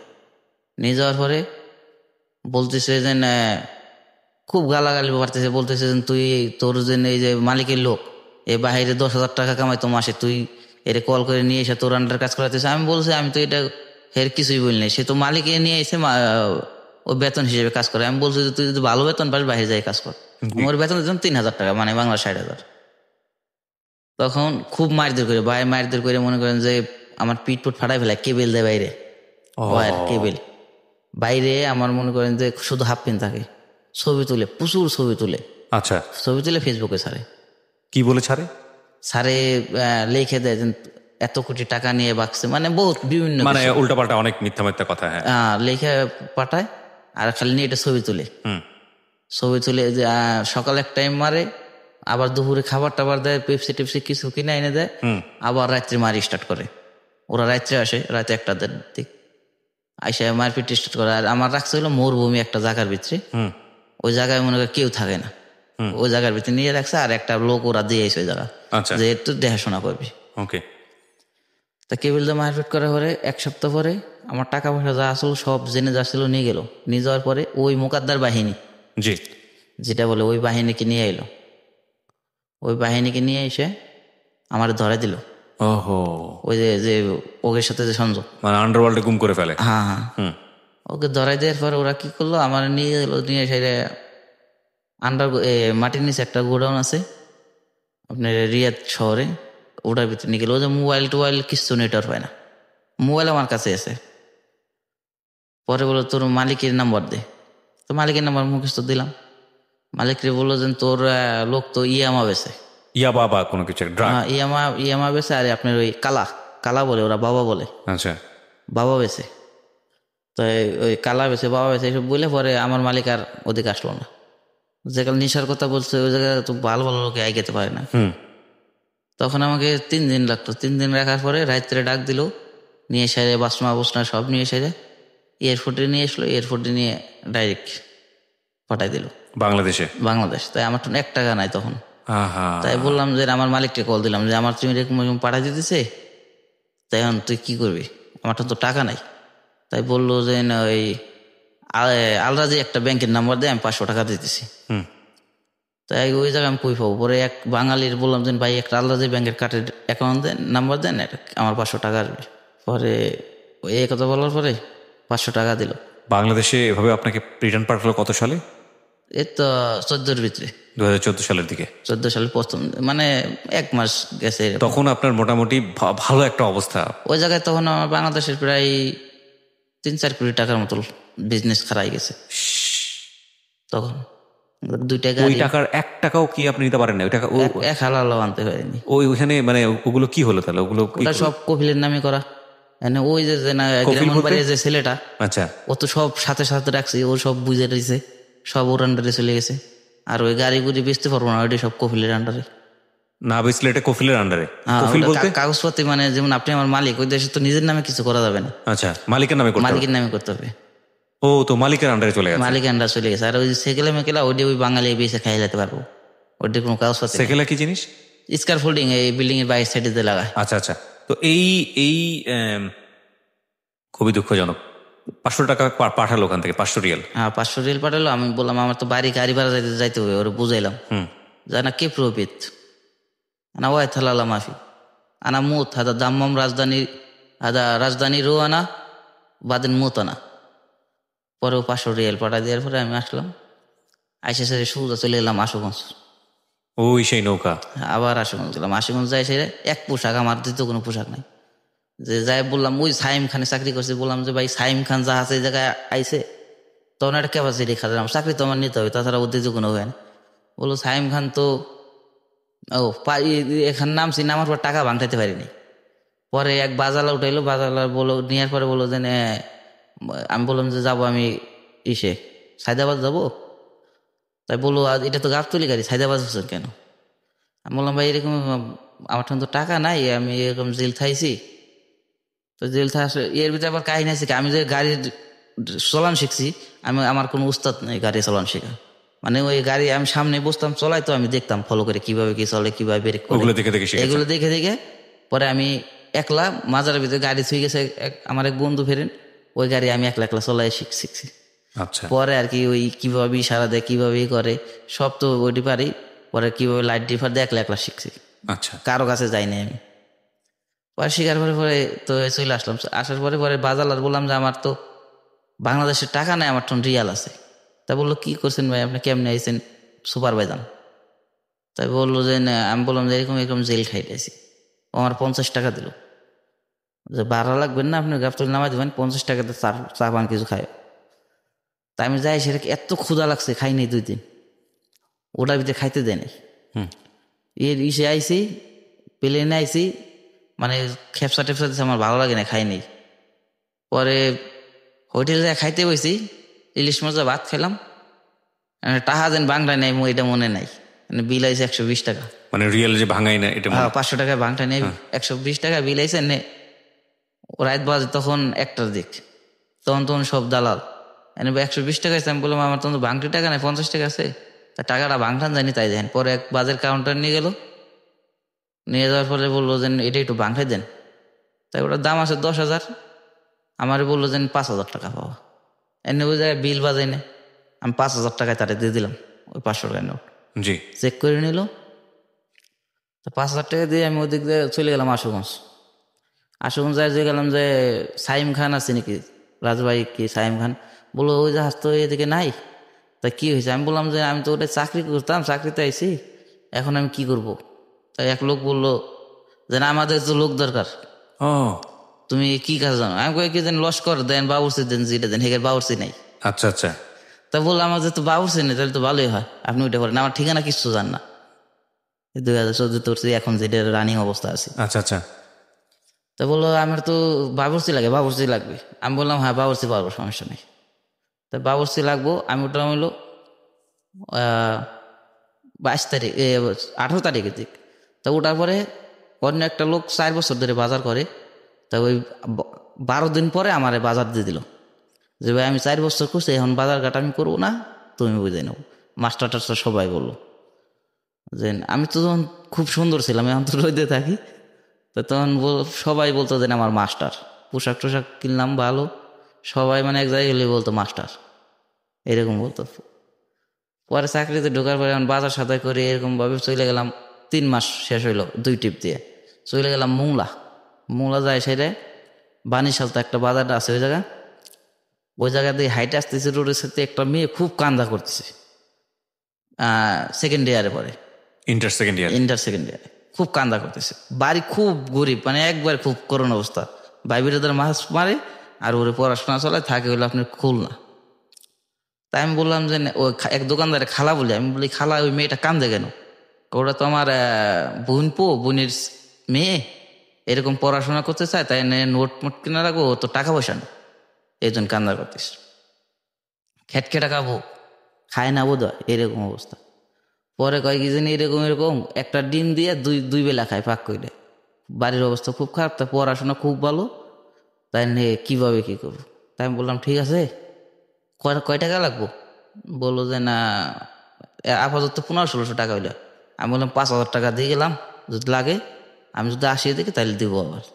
চেনেন না জানেন না এরকম ভাবে টাকাটা দিয়ে হ্যাঁ টাকাটা দিতেছি। আর ওই খালার তার কোনো ছেলে নাই, দুইটা মেয়ে, একটা মেয়ে বিয়ে হয়েছে বহুত বড় লোক বাড়ি, মেয়ে দুইটার চেহারা বলো, আর একটা মেয়ে আছে এখনো অনবিবাহিত, 18 বয়স, 18 বছর 3 মাস 4 মাস চলে এরকম। তাই বললো যে আমি টাকা দিয়ে দিলাম 5,000, পরে খুব খুশি, বলো তুমি কি? আমি বললাম আমার বাড়ি তো ফরিদপুর, সমস্যা নেই, আমি বিদেশ থেকে যে আমার টাকা পয়সার অভাব নেই, তো নিবে না। মানুষ কত বিচিত্র মানুষ। হ্যাঁ, পরে টাকাটা নেওয়ার পরে পরে ওই খালা খুব ভালো জানে আমার, আমি তার বাড়ি আজ পর্যন্ত যাইনি, বাড়ির উপর যাইনি, এতদিন যে 4 বছরের রিলেশন, আজ পর্যন্ত আমি তার বাড়ির উপর যাইনি। পরে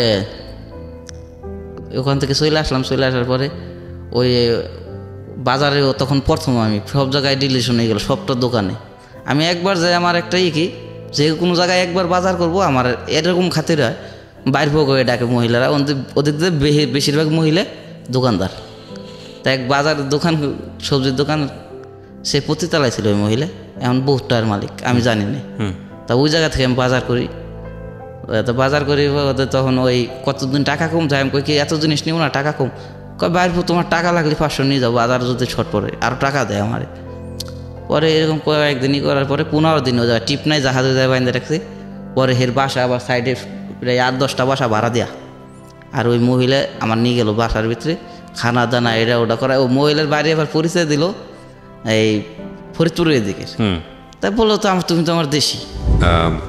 পরে আশপাশের মহিলার দোকানদাররা কয় তুমি ওর হাত খাতের করে, তো ও তো পথে চালাইছিল আমার বলতেছে। আমি বলতেছি পথে চালা থাকলে সমস্যা, তো এখন তো আর থাকে না, এখন তো সে জায়গা সম্পত্তি সব কিছু মালিক। বলতেছে হয় এর মেয়ে দিব বোধ হয়, এই জন্য আমি জানিও না যে এর মেয়ে আছে, পড়াশোনা করে এসে।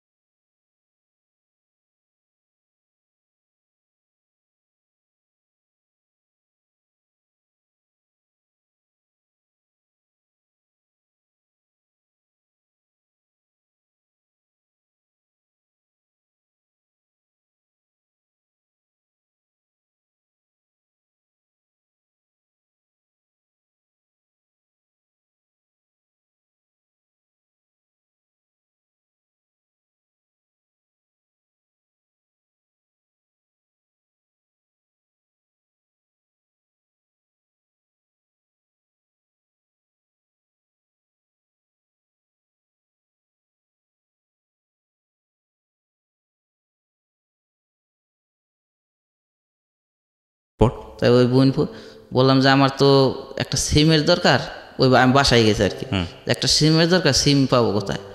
বললো যে আমি তো সিম উঠে দিতে পারবো না, আমার এক বান্ধবী আছে, এই বান্ধবীর হাজব্যান্ডের শুধু সিম নিয়ে তার শুধু সিম আনাতে। বললাম তাই চলো যাই। পরে তার বাসায় নিয়ে গেল, নিয়ে বললো ও পরিচিত, বললো যে না ওই মেয়ের এই সিম, এই সিমটে।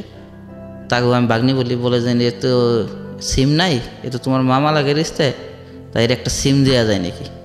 বলে এই সিমটা তো আমি ব্যবহার করি, তাহলে আমার হাজব্যান্ডের সাথে পারমিশন নিতে হবে।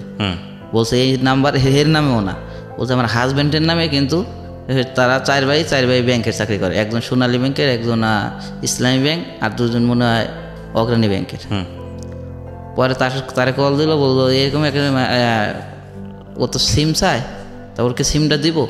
বলতে সিম দিতে পারো, যদি সিম হারাই যায় তাহলে সঙ্গে সঙ্গে আমাকে জানাইতে হবে, নাহলে আমি সমস্যা হয়ে যাবো, আমার অনলাইনে ছবি ছাড়া আমার নামে সিম উঠে না, সমস্যা হয়ে যাবো। তো ওই সিমটাই নিয়ে দিয়েছে, আমি ব্যবহার করতেছি পর্যন্ত। পরে দেওয়ার পরে আমি চলে আসি ওখান থেকে। ওই মেয়ে কিছুদিন কথা বলার পরে এই 2015-তে যায়, সেটা ট্রেনে মারা যায়। ট্রেনে মারা যায়? হ্যাঁ, মানে নেশাগ্রস্ত অবস্থায় ট্রেনের লাইনে যায়, ওর বাড়ির সাইডে ট্রেনের লাইন। আচ্ছা, ওই ট্রেনের লাইনে মারা যায়। কিসে পড়তো মেয়েটা? মেয়েটা পড়তো ভার্সিটিতে। কিসে পড়তো আমি অত জানি নাই। ওই আপনি যে ভার্সিটি আছে দবদবে ব্রিজ, হ্যাঁ, বরিশাল, ওই ভার্সিটিতে। ওকে। ভার্সিটিতে কোন ক্লাস কি ওরা তো আমরা তো বুঝি না, পড়াশোনা করি নাই, প্রশ্নও করি নাই। তখন ওই ভার্সিটিতেও ছিল। পরে কিছুদিন মারা যায়, ওর আম্মু ফোন ধরে, যে বলে ও তো দুনিয়ায় নাই। আমি বললাম কী বললেন আন্টি আপনি, দুনিয়ায় নাই? বলে এরকম নেশা করে ট্রেন অ্যাক্সিডেন্টে মারা গেছে। তারপর তার সেই জায়গা যাওয়া হয় নাই। তারপরে 1 বছর আবার এই যে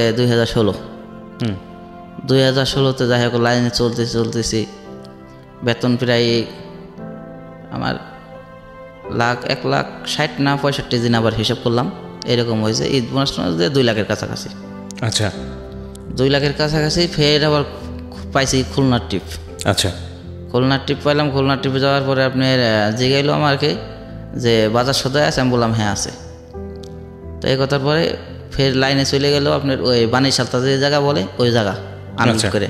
আচ্ছা, যাওয়ার পরে ওই জায়গায় ওই যে মেয়েটা, ও দেখি আবারও কান্দা করতেছে, যার 5,000 টাকা দিয়েছিলাম, ও আবারও দেখি কান্দা করতেছে। আচ্ছা, তো বললাম যে ও কান্দে কি লেগে? বললো তুমি টাকা দিয়েছিলে, এত সুন্দর পড়াশোনা করে, বাসা ভাড়া এটা ওটা বাইরে গেছে, বাইরে পড়াশোনা করাবে না, তাই এখন তো সমস্যা বেড়ে গেছে। তাই তো পড়াশোনা শেষ হলে এখন ভালো একটা চাকরি হবে, নিচে 20-30 হাজার টাকা বেতন হবে, আর 6 মাস বাকি। ওকে। তাই বললাম 6 মাস বাকি? বললো হ্যাঁ 6 মাস বাকি। বললাম কত টাকা লাগবো? বললো 6 মাসের নিচে তো 20-30 হাজার টাকা লাগবো। তার একই ভাই ওই মাস্টার্স মারে বিয়ে সাথে করছে, খুব গরিব সংসার। পরে আমি বললাম যে আমি তো 30-40 হাজার টাকা দিব। বললো যদি দেও তাহলে টাকা তোমার ফেরত নিতে হবে, ও যে কাল চাকরি করে।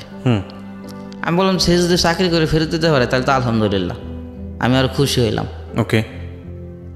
পরে টাকা দিয়ে এলাম, আমি 20,000 টাকা প্রথম দিলাম। 20,000 টাকা দেওয়ার পরে আমার ওই খালার নাম্বার নিয়ে এলাম। ওই মেয়ের নাম্বার আজও আনি নি আমি, ওই খালার নাম্বার নিয়ে এলাম। খালার নাম্বার নিয়ে আসার পরে ওই তার আবার টিপ আনলোড করে আবার গেছে আমি আর বাড়ি থেকে ওই জায়গায় যাওয়ার পরে ওই এলাকার ছেলে ফেলে আমাকে আটকাইছে। রাত 8-9 বাজে আটকাইছে, বলতেছে ওই মেয়ে আর তুই টাকা দেস, ওর সাথে তোর কী সম্পর্ক? তোর সম্পর্কটা কি আগে এটা বল। ওই এলাকার পোলাহান বলতেছে। তাই বললাম মোবাইল টোবাইল নিয়ে গেছে অলরেডি। বললাম যে আমার তো সম্পর্ক কিছুই নেই, আমি ও দরিদ্র, এই জন্য আমি ওকে হেল্প করতেছি। বলতেছে এই দেশে এত ভালো ভালো লোক থাকতে তুই হেল্প করবি আসাসকে? ও বলতেছে এই কথা। বলতেছে আমাদের এলাকায় চেয়ারম্যান আছে, মেম্বার আছে, তারা হেল্প করতে পারবে না যে তুই হেল্প করিস? পরে আমার কয়েক চর থাপড় মারার পরে ওই খালাকে যাই বললাম। আচ্ছা, খালাকে যাই দোকান বললাম যে এরকম এরকম আমার তো মোবাইল টোবাইল নিয়ে গেছে কয়েকটা ছেলে বলে। বললো কোন জায়গায়? বললাম এই জায়গা। ওনার আবার হাজবেন্ড মেম্বার ওই এলাকার। আচ্ছা, ওই খালার। ওকে, খুব পাওয়ারফুল। ওই খালা যায় সেরে কী করলো, সে যায় সেরে ওই ছেলে পেলে এই করে মোবাইল টোবাইল আনলো। পরে এটা চেয়ারম্যান, ওই এলাকার চেয়ারম্যান মেম্বার সবার ঠন চলে গেল এই জিনিসটা। আচ্ছা, তাই তাদের ঠুন বলছে যে না, আমার মেয়ে বলতেছে এদের মেয়ের দিয়ে ব্যবসা করে। ওহো, ওই খালার নামে মিথ্যা অপবাদ দিল। তাই আমার বললো যে এক কাম করো, তুমি এটার ভিতরে আর আইসো না, যেহেতু আমার মেয়ে দিয়ে অপবাদ দিছে তাহলে এটা আমি বুঝতেছি। ওই খালা বললো যে আমার মেয়ে এর যখন পয়সা আছে তাহলে এটা আমি বুঝতেছি, কিন্তু অরিজিনাল হের মেয়ে আমি হের বাড়ি কোনোদিন যাই না আসুন তো। এর যে বাসা সাইডে, দোকানের সাইডে, আমি হের বাসার ভিতরে ঢুকি না আসুন তো। মাছ মুসকুটা ছাই লাগে, এটা লাগে, ওটা লাগে। আমি মানুষকে উপকার করতে গেলেও শত রকমের সমস্যা। পরে ওই আমার ওই মাছ কোটা ছাইটাই লাগে। তাই আমি ওই দোকানে আমার যে মাছও আপনি নিজেই কোটেন? হ্যাঁ, মাছ নিজে করি। তাই ওই ছাইটাই লাগে। আমি বলছি যে বাসায় ওই বাসায় থেকে গেলে ফাতে ছাইটাই সব দিয়ে যায়, কিন্তু আমি বাসায় কোনো দিন ব্লু ঢুকিনি। পরে সেদিনকে শুনলাম পরে পরীক্ষায় পাশ করে বাইরে এসে, বাইরে পরে আমি গেছিলাম, যাওয়ার পরে আপনার মিষ্টি টিষ্টি বহুত কিছু কিনে দিয়েছি। পরে বলতেছে যে আমি কি অ্যাকাউন্ট সাবজেক্ট নিয়ে কী করছে, পাশ করছে। বললো যে আমি ব্যাংকে ট্যাঙ্কের কোনো চাকরি পাইলি আপনি অতি ফার্স্টে জানাবো, চাকরি এখনও হয় নাই। পরে বললো যে যদি চাকরি হয় তাহলে আমি তোমারে জানাবো। তা কিছুদিন আগে শুনলাম আর কি বিয়ে শাদী হয়ে গেছে। পরে ছেলে যাই হোক ভালো, ছেলে আপনার ইসের দোকান আছে, ফ্ল্যাক্সি লোটের ইসের দোকান আছে বাজারেই। তা স্বামী স্ত্রী দুইজনই দোকান করে, দুইজনে এক জায়গায় বসে। একজন হলো খালি বিকাশ লোট নেয়, আর একজন হলো আপনি গ্রামীণ ইসের টাকা ভরে ফ্ল্যাক্সি লোট। দুইজনে এখন ভালোই আছে, খুব চাকরি মাকরি আর করে না। আপনার সঙ্গে যোগাযোগ হয়েছে? আপনার যোগাযোগ আমি গেছি, দোকান গেছি, ওই জায়গায় দোকান যাওয়ার পরে তারপর থেকে যোগাযোগ বিচ্ছিন্ন। মানে এখন যদি ওই জায়গায় যাই অনেকদিন ভাবতে পারে যে অনেক কোনো সম্পর্ক ছিল, পরে ব্যক্তিগত তার কোনো আঘাত আসতে পারে, এত টাকা পয়সা দিছে। পরে চলে আসার পরে লাস্ট মুহূর্তে আমি ওখান থেকে চলে আসলাম। চলে আসার পরে আমরা গেলাম হইলো ইন্ডিয়া। আচ্ছা, ইন্ডিয়া গেলাম, জাহাজ নিয়ে ইন্ডিয়া? হ্যাঁ, জাহাজ নিয়ে ইন্ডিয়া। আপনার ফার্স্ট আমার জীবনের ইন্ডিয়া যাওয়ার পরে মানে ছাই লোড হবে ওখান থেকে। ছাই? হ্যাঁ, ইন্ডিয়ান ছাই। এই দেশে হলো বিল্ডিংয়ের মানে সিমেন্ট বানায়। ও আচ্ছা আচ্ছা, ওকে। তো ওই ছাই লোডে গেলাম, ছাই লোড করে ওখান থেকে ওই আপনার মাংস হলো 80 টাকা 90 টাকা কেজি, 10 কেজি 12 কেজি করে মাংস কিনি, গরুর মাংস। তাই ওই ওরা দেখতে পারে না, কয় মুসলমানরা খায় বেশি, কয় বাঙালিরা খায় বেশি, ওরা দেখতে পারে না। ওরা তো কিনে হাফ কেজি এরকম কিনে নেয়। আর ওদের একটা জিনিস কি, মানে সবটা লোকেরই একটা পোশাক আছে হাই ফাই, ওটা পরে অফিস যাবে, আইসে সারে মনে করেন যে ইমন লুঙ্গি পরবো, মনে করেন যে মেতর, মানে বাসার যে ওকে পরিবেশটা। আর যখন বাইরে খুব হ্যামসাম হাই ফাই। পরে তো যাক ভালোই লাগলো ওদিকে যাওয়ার পরে একটা মেয়ের সাথে ওই জায়গায় ইন্ডিয়ার সম্পর্ক হয়ে গেল। ওই জায়গায় ছিলাম আমরা 1 মাস 13তে। আচ্ছা, সম্পর্ক হয়ে গেল। ওই মেয়ে মানে আসবো না, এদের তো আমার বাড়ি ঘর নাই যে আমি ওই জায়গায় আসবো। তো সম্পর্ক কি, মানে কোনো প্রেম টেম না। ও বললো যে ডাইরেক্ট যে আমি তোমার বিয়ে করবো, তুমি বিয়ে করবা? আমি বললাম যে আমি বিয়ে করবো কীভাবে, আমার বাড়ি বাংলাদেশ, তোমার বাড়ি এই জায়গায়। বলছে যদি আমার আব্বু আম্মু মাইনে নেয়। আমি বললাম তাইলে আমি রাজি। তখন তার আব্বু আম্মু জিগাইলো যে না আব্বু, ওই জাহাজের লোক তো বিয়ে করতে চায়, তাই তুমি কি বলো? ওর আব্বু ওর মাংসের দোকানদার। তাই ও বললো শোন, এরা হইলো বাংলাদেশের লোক, এই জায়গায় আইলে রিফিউজি সেম তোর বাচ্চার 2 সাইডে ফুটে চলে গেলি, তুই ওরে কোথায় খোঁজ করবি? ডাইরেক্ট ওপেনলি বললো, যদি বাচ্চা যদি 2 সাইডে ফুটে চলে তুই কোথায় যাও, তখন ওর কোথায় পাবি? ও বাংলাদেশ গেলে তুই ওর বাংলাদেশ ঠিকানা জানো, বাড়ি ঘর জানোস। পরে আর কি আমরা এই কথা বলতে পারি, আমি আর লজ্জা ওখান থেকে চলে আসছি যে থাক, দরকার নাই আমার বিয়ের। পরে আসার পর জাহাজ আসলাম, জাহাজ আসার পর জাহাজ ছাইড়ে দিলাম 1 মাস 13 দিনে। আর মেয়ের সাথে আর যোগাযোগ করি না, মাংস ওখানে কিনতে যাই না আলাদা জায়গায়। পরে থাকার পরে 2015 সাল শেষ 16 দিন ঢুকলাম আর কি। 16 দিন ঢোকার পর তখন আমার মাথার সেন্স খারাপ হয়ে যাবে বললো সবাই, মানে জাহাজে এই এত বয়স হইতেছে বিয়ে শাদী করছ না, তুই তো পাপ করতেছ, মাস্টার দ্বারা উপর লেভেলে এরা মানে আমার প্রশ্ন করা হলো, বিয়ে শাদী করছ না, হ্যান তেন, তুই তো পাপ করবে না। এরা নামাজি।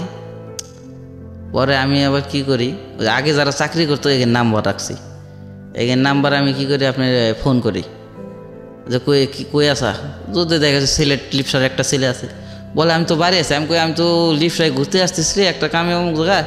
কয়টা ঠিক আছে আমাকে বাড়ি আসো। ওই জায়গায় দেখা গেছে যে 8 দিন 10 দিন থাই এলাম। আপনার চিংড়ি মাছ 12 কেজি কিনে গেছি, গ্রেডের চিংড়ি বলে, ক্যারেট চিংড়ি আপনার 600 টাকা কেজি নিছে। 12 কেজি কিনে গেছি, হেবারে যায় থাই গাইছি 6 দিন। পরে 6 দিন থাই গেছি, পরে জাহাজ আসলাম, বললাম যে মেয়েটাই তো দেখে আসলাম, কয়েকদিন পর বিয়ে। পরে পরে 16 কত দিনই আপনার 1 মাসের ছুটি নিলাম।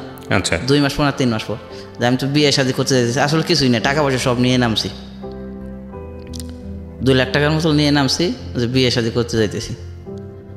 পরে এই কথা বলে চলে আসছি। চলে আসলে পরে যে ওই আমার যে ভাগ্নি, ওই যে যার সিমটা না, একটু 1 লাখ টাকা দিয়ে আমার, আর 1 লাখ টাকা মনে করেন যে 1 মাসে ভাঙছি মনের মতো। আর 1 লাখ টাকা বলছে ওর অ্যাকাউন্ট আছে, বলছে তুই রাখ, এই 1 লাখ টাকা আমার যদি দরকার পড়ে আমি নিব, নাহলে তোর যদি দরকার পড়ে ভাঙবে, কিন্তু আমার যখন দরকার পড়ে তুই আমার দিয়ে দিবি। ওর তো হাজব্যান্ড এখনও জানে না। তা ওই বাসায় গেছি আমি। ওই বাসায় গেছি আপনার ইলিশ মাছ নিয়ে, বরিশাল থেকে 30 কেজি ইলিশ মাছ নিয়ে গেছি। 30 কেজি আপনি বস্তায় ভরছি। আমার জাহাজের লোকও হেল্প করছে বস্তায় ভরা। আপনি আটার বস্তাগুলো আছে, ওই বস্তায় ভরে বরফ দিয়ে ভরছি, পুরা বস্তা। তাই নিয়ে গেছি যে তো বলতেছে যে মামা আপনি এত মাছ নিয়েছেন। তাই আমি বললাম শোন, আমার এই পৃথিবীতে কেউ নাই। তখন সে হলো ব্যাংকে গেছে, ওই যে মামা, তার 2টা মেয়ে, একটা মেয়ে মারা গেছে আমার হাতে রিলেশন হওয়ার পরে আর কি, মারা গেছে ওই মেয়েটা। মামা ব্যাগ নিয়ে রেস্তে পরে মারা গেছে। পরে ওই যে আর একটা মেয়ে আছে 6-7 বছর বয়স, 7 বছর মতো, আমার সাথে কথা বলতো ফোনে। ওই মারা যাওয়ার পরে এই পর্যন্ত আর কথা বলে না মোবাইলে। আচ্ছা, তো ইলিশ মাছ নিয়ে কি হলো? তো ইলিশ মাছ নিয়ে গেছি পদে, বলতেছে যে এত মাছ নিয়েছেন। আমি কই আমার তো এই পৃথিবীতে কেউ নাই রে, তুই তো জানোস না। তো বলতেছে কি তোমার পৃথিবীতে কেউ নাই? আমি কই না, কেউ নাই। তখন ও কান্দে দিয়েছে, কয় তাই তুমি মামা এত ভাবে চলো, ফ্রিভাবে চলো, কেউ যে তোমার ভিতরে কোনো দিন বুঝতে পারবে না যে তুমি এরকমভাবে চলো যে তোমার মা বাপ নাই, ভাই বিরাদার নাই। তখন আমি টাকা বাই করতেছি। আমি 1 লাখ টাকা তুই রাখবি, আমার অ্যাকাউন্ট আছে, আমি রাখবো, যে কোনো সময় তোমার লাগলে টাকাটা দিয়ে দিব। আমি কই তাই ঠিক আছে রাখ। আর ইলিশ মাছ দিলাম, যে ওই ফ্রিজে ঢুকাইলো, আর তারা সাইড ডে গেরেস্ত সবাই 2 কেজি 3 কেজি করে দিল। আচ্ছা, তারা চার যায় খুব মিল, মানে এইটু দরিদ্র, আর সবাই দোতলা বিল্ডিং টিল্ডিং আছে, মোটামুটি অবস্থাশালী ভালো। তাই দেওয়ার পরে এনে বললো যে তাই এখন কী করবি? আমি বললাম যে মামা আমার বললো মামা তাই এখন কী করবা তুমি, কী সিদ্ধান্ত নিয়েছ? আমি কই সিদ্ধান্ত কিছুই নেই। আমি যদি তুই একটা মেয়ে দেখে এরকম যে আমি বিয়ে শাদি করবো, বিয়ে শাদি করে জাহাজের লাইন ছাইরে দরকার পড়ে একটা কাঁচা বাজার সবজির দোকান, নাইলে দরকার পড়ে আমি দর্জি কাজ জানি, দর্জি কাজ করবো, নাইলে কুলিগিরি করবো, মানে তার একা ছুঁয়ে বাহিরে যেত না যাইতে হয়। তা বললো ঠিক আছে আমি দেখবো। তাই চেষ্টা করছে, এখন তো মনে হয় পাই নাই, না চেষ্টা না করছে বলতে পারি না। আমি আর তার প্রশ্ন করিনি, তার নাম্বার আছে এখনও। তাই এমনি যে মামা ভাই নিজের সম্পর্ক, তাই ওই মেয়েটা একটু চাইলি। তাই একদিন ধরছে, তো খালি বললো, আমি বললাম যে কী বুনো, আমি বুনো বলি তাকে, যে কী বুনো তুমি মোবাইল ধরো না কেন? কয় তাই তুমি আসো না কেন? আর আমার বোন মরছে কেন, এই জন্য মোবাইল ধরি না। ছোটো বুঝে না, বোন মারা গেছে আর কারো মোবাইল ধরে না। খুব রিকোয়েস্টের পর মানে ওই মোবাইলটা সেদিন ধরছে। আচ্ছা, তাই বলছে তাই তুমি আসো না কেন, এই জন্য কথা বলি না। আর আমার বুনি কেন মরলো, এই জন্য কথা বলিনি, নিমোনিয়া মারা গেছে। তাই খুব আমার কান্দা হয়েছে ওইদিনকে, সারা রাত ধরে কাঁদছি। মানে জাহাজের লোক খালি বলছিস তুই কান্দসকে, তো কোনো সমস্যা বাড়ি যাবি? আমি কই না আমার তো কোনো সমস্যা না, আমার এমনি কান্দা পাইতেছে। তাই এসব কথা বলার পর কান্দা পরে সকালবেলা আমার ছুটি দিল। ছুটি দেওয়ার পরে আমি চলে এলাম আপনার ফরিদপুর গেলাম। আচ্ছা, ফরিদপুর গেলাম রাত্রে, যে খোঁজ নিয়ে দেখলাম যে আমাদের এইসব বাড়ি ঘর কি দেখি না আছে না, সেই পুরানের বাড়ি আবার ঢুকলাম। আচ্ছা, ঢুকলাম, আমার তো কেউ চিনতে পারতেছে না। তাই এই ঘরটার কিছুই নাই, যাই দেখি যেসব ঘরটার ছিল কিছুই নাই, জমি জাতি বেচছে, আর এরা শহরে চলে গেছে, মেন টাউন। আচ্ছা, মেন টাউনে চলে গেছে। পরে কয়েকজন মানে পুরান লোক যারা আছে কয়েকজন চিনতে পারছে, ওকে, জানে একবারে বয়স্ক চিনতে পারছে কয়েকজন। পরে বলে যে যে তুমি কি রশিদ? কত বছর পরে গেলেন? গেলাম আপনার এই ওই মরার পরে প্রায় 14 হয়ে গেছে। আরো বেশি হবে, আরো বেশি 14-15 হবে। হ্যাঁ 14-15 হবে, মারা গেছে। আচ্ছা, ওই মারা যাওয়ার সময় যে দেখছি, আর তারপর তো আর যাইনি। তাহলে আরো বেশি হবে। আপনি যে গল্প বলে গেছেন সেক্ষেত্রে আরো 20 বছর ক্রস করে যাবে। মানে আপনার তো এটা তো কিছুদিন আগের গল্প, কতদিন আগে গেছেন? না, আমি তো এই যে গেছি এখন ইদারিং। সেটাই বলছি, যখন আপনি বাড়ি থেকে বের হয়েছেন সেই যে ছোটবেলা, তাহলে আপনার এখনকার বয়স অনুসারে আপনাকে দেখে যে আমি যেটা গেস করতে পারছি আপনার বয়স যেটা, তাতে আপনার বাড়ি যাওয়া আরও অনেক পরে। 15 বছর বলছেন, তো এটা 20 বছরের বেশি হবে আর কি। ওই তো বাড়ি গেছি, বাড়ি যাওয়ার পরে মনে করেন যে এখন না, এটার ভিতরে কাহিনী আছে। ওই যে মারা গেছে, যে মারা তো গেছে 15-16 বছর ধরে। তখন তো একবার গেছে, তার আগে মারা যাওয়ার পরে একবার গেছিলেন। ওই মারা যাওয়ার পর বাবা, সেটা তো বলেছেন আপনি, সেটা আপনি তখন তো আপনাকে পিটিয়ে বের করে দিল। হ্যাঁ, তার আগে তো ওই 20 বছর ধরে আর কি বাড়ি ছাড়া, 15-20 বছর ধরে। ওই বলার পরে আর কিছু বললো না, পরে চলে আসলাম। পরে দিন ওই এলাকায় খবর নিলাম, বন্ধু বান্ধব তো আছে আগের ছোটকালের, হিন্দু, নাম হলো আনন্দ। তাই আনন্দর বাড়ি গেলাম, আনন্দর বাড়ি যাই রাখছিলাম। সে এখন বিয়ে শাদি করছে। বিয়ে শাদি করার পরে তখন বললো যে এরকম এরকম তুই আসস না, তো সম্পত্তি তো সব তারা 3 ভাগ করে নিয়ে গেছে। আচ্ছা, তো সম্পত্তি সব নিয়ে গেছে, এখন তুই কি করবি, কি করস, তোর দেখি নে। আমি বললাম তো আমি তো এখন আছি জাহাজের লাইনে, আমি তো খুলনার ওদিকে বাড়ি টাড়ি করবে চিন্তা ভাবনা নিয়েছি। আচ্ছা, ওরে এই কথা বললাম, বললো তাই ঠিক আছে, তাই জাগে তারা দিন তাকে সাথে দিন দেখা টেকা হয় না, হয়তো সমস্যা করতে পারে।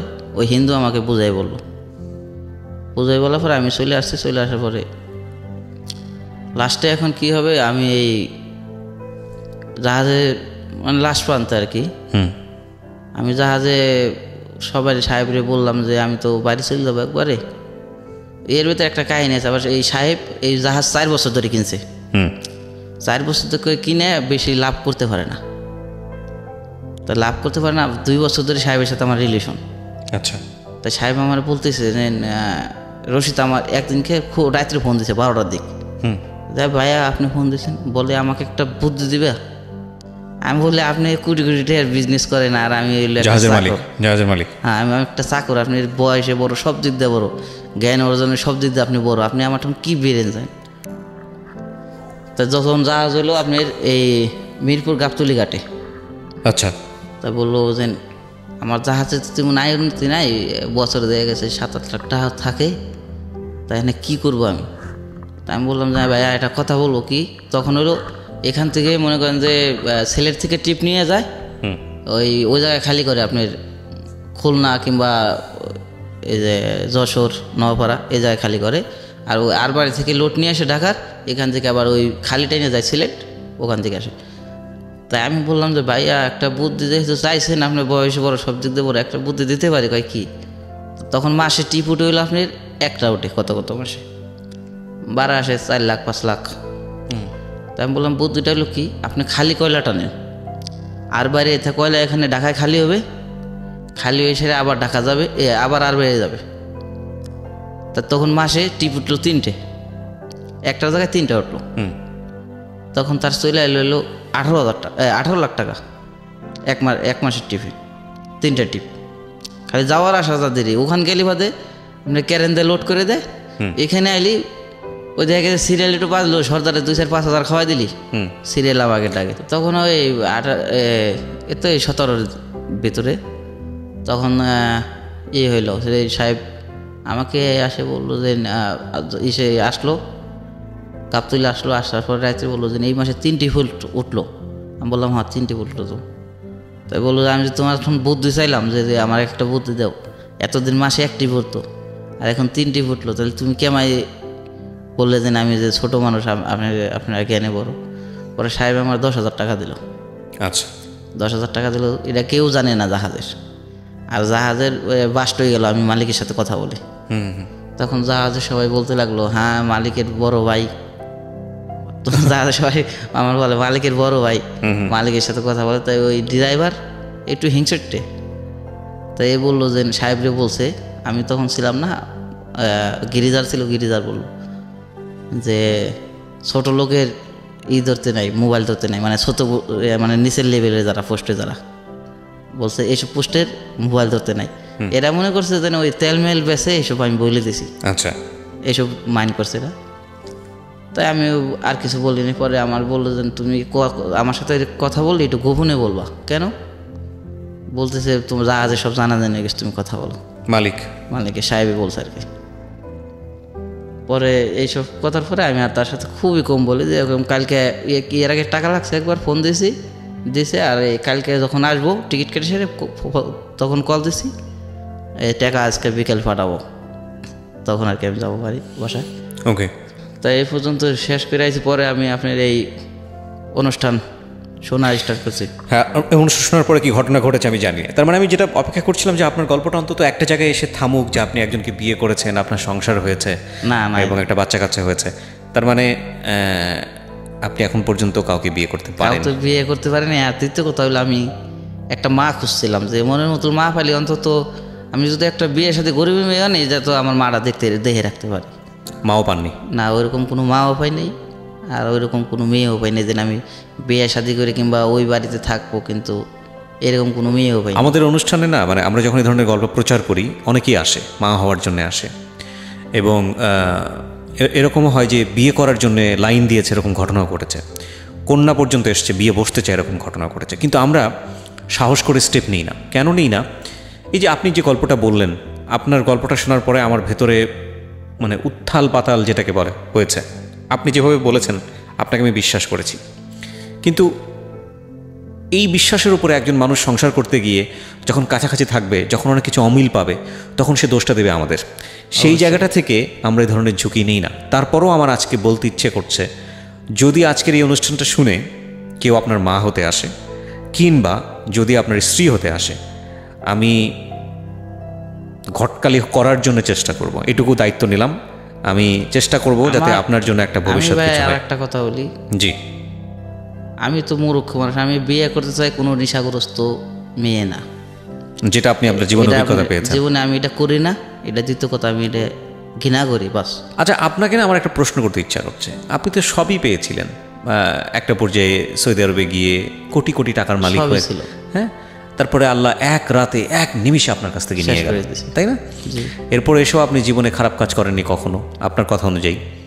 কোনো মানুষের ওই যে 50 বস্তা চুরি, সেটা একটা মানে মানুষ ওটা ওই যে আপনার ইসের পর হয়ে গেছে, ফান ফাজলামো ছাড়া ওই অর্থে তেমন অর্থে জীবনে কোনো খারাপ কাজ করেননি এবং নেশাগ্রস্ত কোনোদিন নেশা নেননি।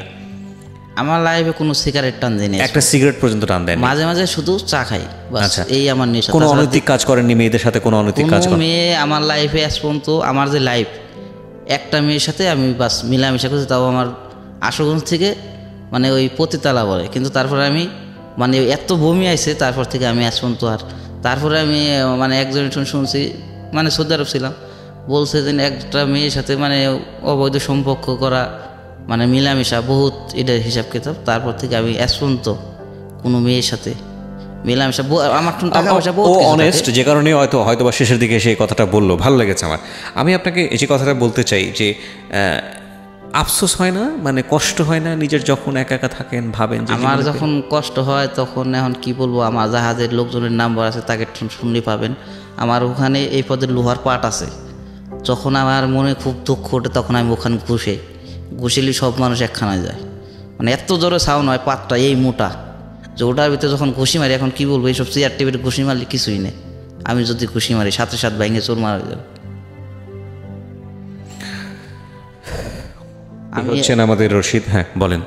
আমি তখন ওই আমাদের লোক, জাহাজের লোক সব বলে যে ভাই তুমি কি আসলে বুঝি না, তুমি এখানে ঘুষেও, আমরা একটু টাচ করতে পারি না, আর তুমি এটার ভিতরে এইভাবে ঘুষে মারো।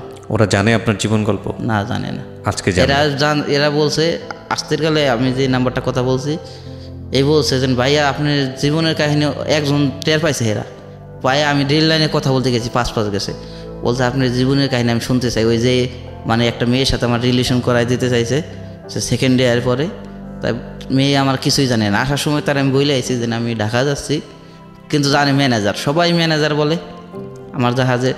ওই যে ছেলেটা, আপনার কোনো মূলধন আছে যেটা নিয়ে আপনি সংসার করতে পারবেন? সংসারের ভিতরে আমার এখন 1-1.5 লাখ টাকা আছে, ওটা কোনো টাকার ভিতরে পড়ে না। আমার লাইফে যে টাকা না আসছি ওটা কোনো টাকার ভিতরে পড়ে না। আর আমার লাইফে আমি এরকম টাকা মানে ব্রিগেজ টাকা এখনও মনে করেন যে 2, 4, 5, 10 লাখ টাকা নারী এই জাহাজে, কিন্তু আমার কারো টাকার উপর লোভ নেই, বাংলা কথা। এই রশিদ ও একটা মানুষ এবং ও খুব অনেস্ট একজন মানুষ, ও খুব সৎ একজন মানুষ। একটা কথা আছে, মানুষের উপর বিশ্বাস করা ভালো, কিন্তু বিশ্বাস হারানো নাকি পাপ।